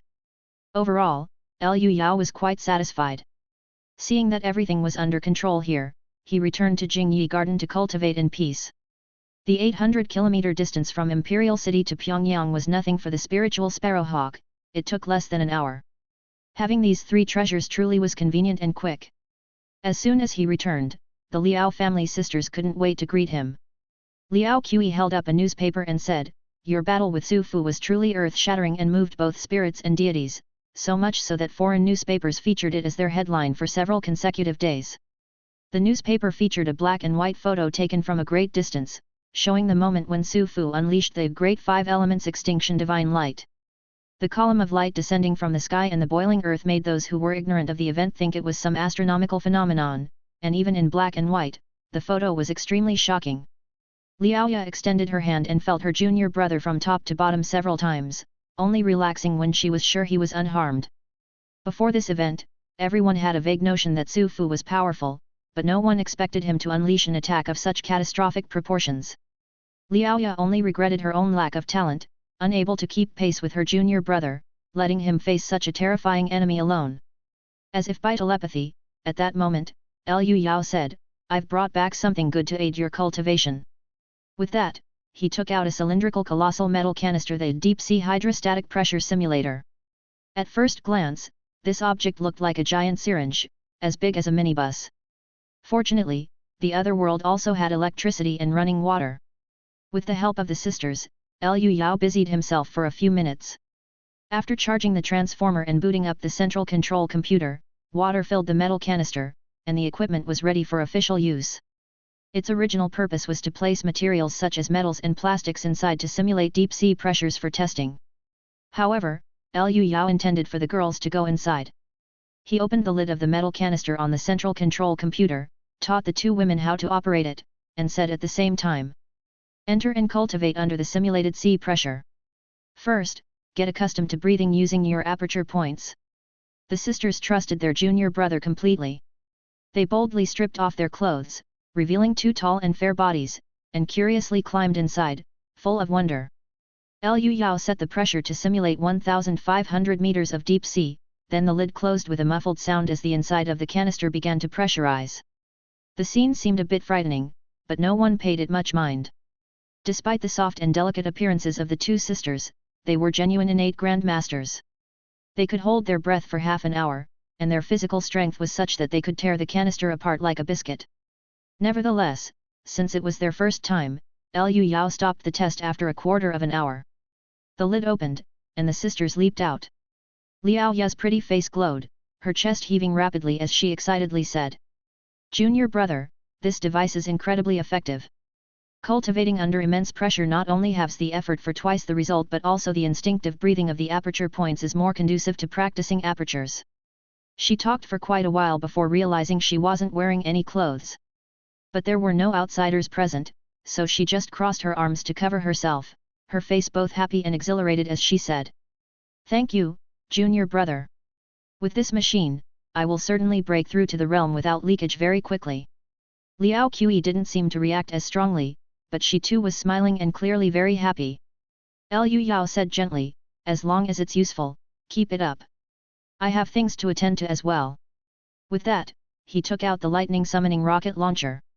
"I just can't wait to taste the thunder here." The climates of the two worlds were similar, with the thunderstorm season in Imperial City also spanning from April to September, and an average of 80 thunderstorm days every year, making it easy to be struck by lightning. Liu Yao, brimming with excitement, rode the spiritual sparrowhawk to a spot beneath dark clouds, set up the launch platform, and then pressed the launch button. The rocket expelled white smoke, soared into the sky with a tail flame, and as he projected his divine soul, he waited below with a face full of expectation. Being struck by lightning was painful, but after the pain, there was a strange sense of pleasure, like the feeling of endorphins released after a workout. After all, life itself is instinctively craving to evolve. About 10 seconds later, the rocket gathered the free charges, and a dazzling crimson lightning bolt struck down accurately.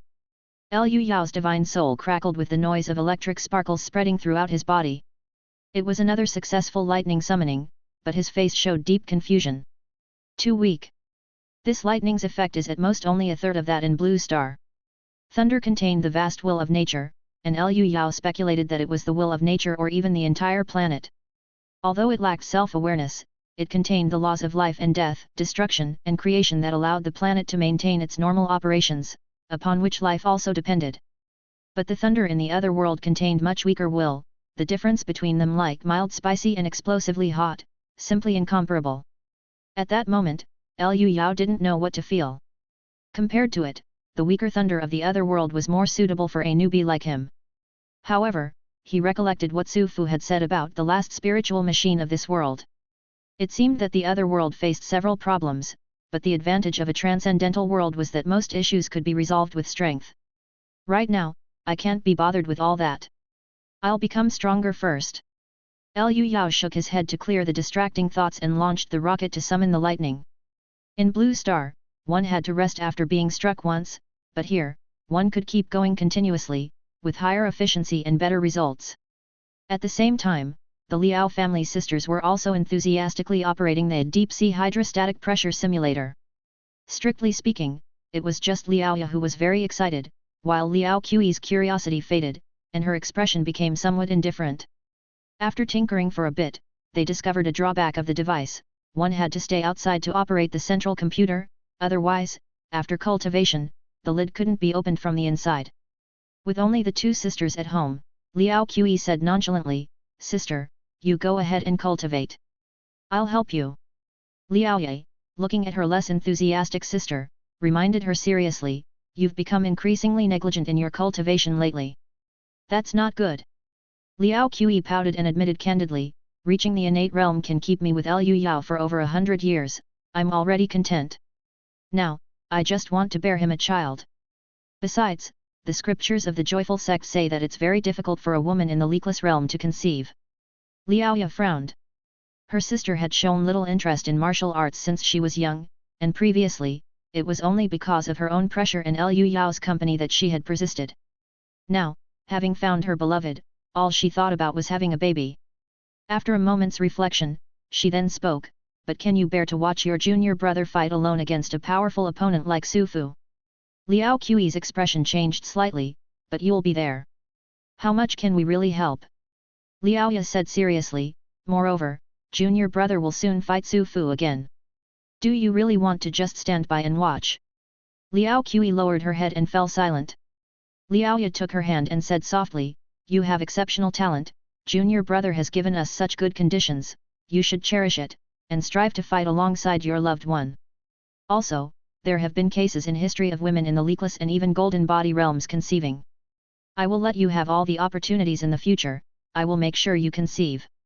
Liao Qi nodded earnestly, her fighting spirit reignited. "I understand, sister.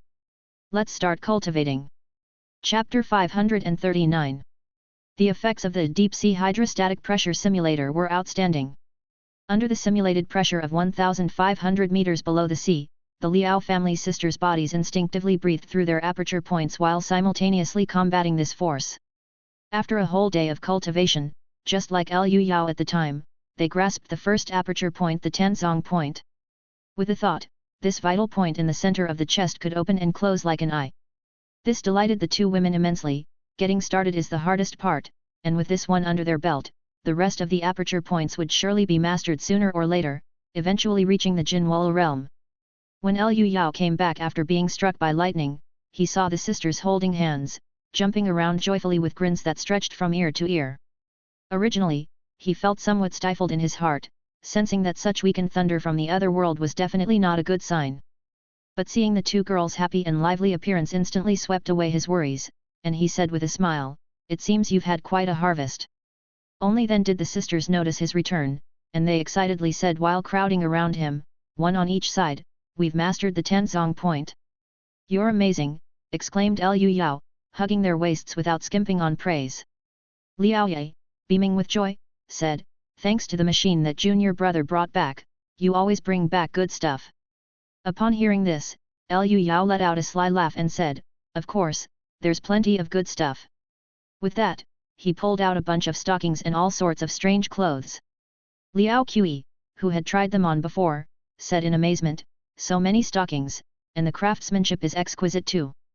She expertly put on a pair of black stockings, and her long, straight legs became irresistibly seductive, making it hard not to want to touch them. Liaoya had previously seen these items at the joyful sect, and she spit disdainfully, "You shameless junior brother, I just praised you, and now you're bringing out all this indecent stuff." Liu Yao teasingly said with a grin, "But they look so good, senior sister, you should wear them too." Shamelessly pulling out a pair of garter stockings, he prepared to help her put them on. Unable to outstubborn her junior brother, Liaoya capitulated, saying, "Stop, stop, stop, don't mess around, I'll do it myself." Picking out a pair of white stockings, she said, "I like this color." Liu Yao nodded, "That works too. Hurry and put them on." Liaoya gave him a look and sat down on a chair to remove her shoes and socks, then somewhat awkwardly put on the white stockings. After tugging at the stockings a few times to adjust them, she asked, "Is this how you wear them? Do they look good?"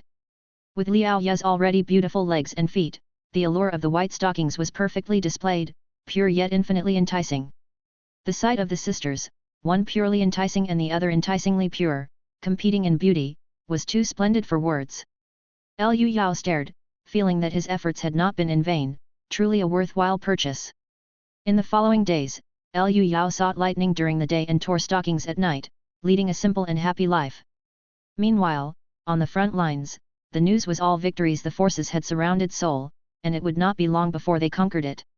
However, Seoul was after all where the Izumo Army's headquarters was located, teeming with experts and heavy firepower. To avoid heavy casualties, they definitely couldn't rush in. Moreover, the Izumo side still had a trump card up its sleeve. At this moment, on the north shore of the Han River, atop Namsan, there was a strange military camp officially called the Epidemic Prevention Water Supply Troops. Above ground, the buildings were sparse, but there were many large water tanks made of metal. There was also a huge bunker with a thick metal door. And despite there being only a little over 2,000 people, the commanding officer was a lieutenant general. This place was filled with oddities from every corner, but Anu Seiichi, a captain who had been transferred here over a month ago, had long grown accustomed to it. He knew that the main structures were all underground, researching a special weapon known as the tactical ghost. Anu Seiichi was also curious about what exactly the tactical ghost was, but sadly, his rank was too low to go beyond the ground floor and the first underground level, leaving him with very little information. Besides, recent events didn't leave much room for his curiosity. Facing off against the Imperial Fist's mechas and battle armor, the Imperial forces were dumbfounded, simply no match, and even Inchinport had been captured. Seoul was already a dead land, its conquest was only a matter of time. Now, with everyone in a state of panic, there wasn't much motivation to perform their duties properly. Inu Seiichi was outraged, as he had intended to work hard not just for himself but also for his wife's share, to serve the emperor to the best of his abilities, yet now he could only wait powerlessly here. Fortunately, a woman provided him with some consolation: Kim Seil-hai, a beautiful comfort woman who served the officers. This foolish woman, she actually chose to enter the comfort stations voluntarily, just to be able to go to Izumo. Inu Seiichi thought she was incredibly stupid, willing to do anything just to leave Goryeo. But it's funny how the world works, he had just thought of her, and there she was, although she arrived with a large group of people. He saw hundreds of Izumo soldiers escorting 1,000 Goryeo people to the camp. Among them were civilians and pseudo-soldiers, and even quite a few Goryeo martial artists, their faces still carrying a hint of anticipation. Inu Seiichi didn't find it strange. In recent days, living people had been continuously sent underground, never to return to the surface. As for what they were being used for, everyone had an idea. Seeing Kim Seil-hai being taken underground, Inu Seiichi felt a faint regret, as she was after all a tender woman. At this moment, Kim Seil-hai, this Goryeo woman, showed a scared expression with a delicate and charming demeanor. Upon seeing Inu Seiichi, she actually left the queue and ran over, hopeful as she asked. "Lieutenant Inu, may I ask, where are we going? Are we going to Izumo?" Inu Seiichi deftly avoided her gaze and said, "I'm sorry, I don't know either. But no matter where you are going, please continue to serve the emperor with devotion." No sooner had he spoken than the guards took Kim Seil-hai away roughly. At the same time, the metal door of the bunker slowly opened, and a number of soldiers clad in protective suits and wearing gas masks emerged. In addition to their guns, they were also equipped with many flamethrowers. This did not look at all like they were going to a good place, and the crowd immediately became restless. But the sudden appearance of Grandmaster Pressure made them tremble, as the commander in charge of this place also surfaced from below. "Lieutenant General Ishii." Inu Seiichi and the others promptly stood at attention and saluted. Lieutenant General Ishii's face was flushed with extreme excitement, as he personally escorted this group, which included quite a few Goryeo martial artists, into the underground. Kim Seil-hai looked at Inu Seiichi with eyes filled with utmost despair. Chapter 540. Kim Seil-hai was taken away, and Inu Seiichi lost his source of entertainment completely, spending his days gazing at the Han River to relieve his boredom. From a distance, the sound of booming and dull thuds could be heard occasionally. It was the artillery from both sides engaging in fire, but the side of the Yi dynasty obviously had the upper hand with their naval gun support. The Shin'a are about to launch a full-scale attack. Inu Seiichi gripped his fists tightly. "It's also time for me to serve the emperor with my loyalty." Regrettably, fate was not on his side, and soon two military policemen wearing long boots arrived. "Lieutenant Inu, the commander has ordered you to board a plane and return to your country immediately." Return to my country." Inu Seiichi remembered his role as a mascot, meant to boost the morale of the people back home, and it wouldn't be good to just die like this. Knowing he could not defy the commander's will, he looked up and said, "Please allow me to pack my personal belongings." The military police glanced at their watches and said, "Please hurry, we only have 15 minutes. "Is it such a rush?" Inu Seiichi felt that even if it was a retreat, it seemed a bit hasty, but before he could finish, suddenly, screams and commotion erupted not far behind them. The two military policemen looked in that direction as well, the noise was coming from the direction of the bunker. They saw the metal doors, large enough for 2 trucks to pass through side by side, open, and many soldiers wearing protective suits and gas masks ran up, as well as people in white lab coats. These people were visibly agitated, looking completely unnerved as they began to shout and argue fiercely. "Close the door! Close the door now! We can't close it! Lieutenant General Ishii is still down there." It was clear that something had gone wrong, and Inusiichi instinctively wanted to go and see. The 2 military policemen hurriedly stopped him. "What happens here is no longer your concern." But, Inusiichi hesitated, and just at that moment, another large group ran up from underground. This second wave was even more disheveled, with some actually having bloodstains on them, and others covered in blood entirely. The earlier group that had come up was now pointing their guns at them with intense fear and hostility, and yelling, "Go back down! You go back down! Someone among you has mutated! You are strictly forbidden to come to the surface." The later arrivals were not to be outdone and raised their guns in response. Adding to guards already on the surface, all 3 groups began yelling at each other, spittle flying everywhere, and the scene instantly descended into chaos. In the excitement, someone fired the first shot, which triggered a chain reaction, gunshots rang out, and a melee ensued. Inusiichi and his companions watched in astonishment from a short distance, at a loss as to why they had started to kill each other. But what happened next was even more beyond their expectations. They saw someone who didn't bleed a single drop when hit by a bullet but instead had a sinister smile on their face. Their body split vertically, ribs wriggling and multiplying into fangs, turning the entire torso into a gaping maw. Each time it opened and closed, red sinews and fascia were visible, connecting it, and with one bite, it bit off half the body of someone nearby. "So it's true, they've mutated," one of the soldiers exclaimed, raising a flamethrower and starting to fire. But immediately after, more people mutated into grotesque and disgusting monsters, leaping at their comrades nearby. These monsters were incredibly agile, moving not slower than leopards. In an instant, the air filled with screams, gunshots, and roars, intertwined with the flames, black smoke and the pungent smell of charred flesh. "Is this the tactical ghost?" Inusiichi and his companions felt chilled to the bone and turned to run.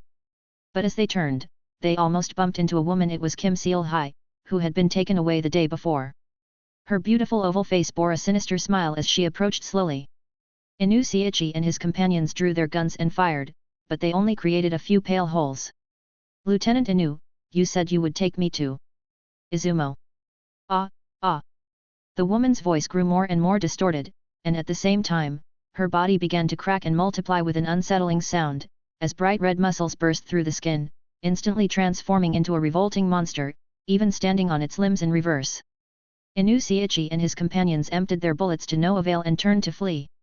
But something tight wrapped around their legs. It was Kim Seal-hai's intestines, which had shot out and ensnared him, as she then lunged at them. Inusiichi let out a breath and yelled as he punched with all his might, but his hand might as well have sunk into cotton, engulfed by the other's flesh, and despite his full strength, he could not break free. Kim Seal-hai's body mutated grotesquely, yet her face remained human, sporting a bizarre smile as she clung to Inusiichi, her face nuzzling against his affectionately. Inusiichi let out an unearthly wail, his body merging with the woman's, like putty, at the point of contact, indistinguishable from each other. Quickly, the two were joined together in a highly distorted fashion, like a deformed conjoined twin, especially at the face. On the left was the woman with a sinister grin, on the right was Inusiichi, who kept on howling painfully. He seemed to retain his original consciousness, constantly trying to distance himself from her, which caused the movements of the merged monster to be extremely twisted. It reached the metal doors of the bunker and, along with several other monsters, pushed them wide open. Countless figures surged out from the underground laboratory. Meanwhile, the Imperial Fist also launched its full assault. The auxiliary army of mere mortals could only operate artillery from the deep rear, with the main attack still led by the armored regular soldiers. The resistance in Seoul was especially fierce. Izumo people fought with reckless abandon, many Izumo soldiers with cloth bands tied around their heads, screaming madly as they operated Airicon 20mm autocannons in a wild barrage. But all cannonballs that hit the mecha warriors sparked copiously and were deflected away by the steeply sloped armor, utterly ineffective. Under the sweep of the mecha warriors' fire god cannons, the enemy was turned into clouds of blood mist.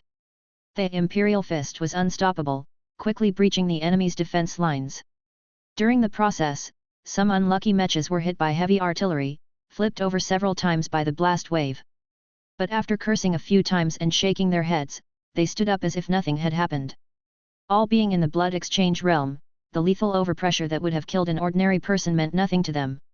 At that moment, the mecha warriors in charge of the northern assault sprayed rolling flames from their left arm flamethrowers, turning Izumo soldiers hiding stubbornly within buildings into frantic, torch-like figures. The iron behemoths were invincible, unstoppable. Among the Wudang sex accompanying martial artists, the youngest, who had just turned 18, said with flushed excitement. "This thing is really thrilling, I want to join the army too." A few senior sisters and brothers took his words as child's talk and didn't pay much attention. Bai Lu reminded, "This is a battlefield, be cautious." With Grandmaster Bai here, who dares misbehave, the junior brother still focused on the mechas, filled with envy. At this time, they followed closely beside Bai Jingting, specifically targeting the strong individuals among the Izumo people. Bai Jingting was dressed in an adhesive-hued Taoist robe, with a flute hanging from his waist, strolling leisurely and gracefully, undisturbed even amidst the smoky battlefield. Sometimes, as he walked, he would raise his hand, and everyone would stop. Sure enough, it wouldn't take long for cannonballs to fall ahead of them.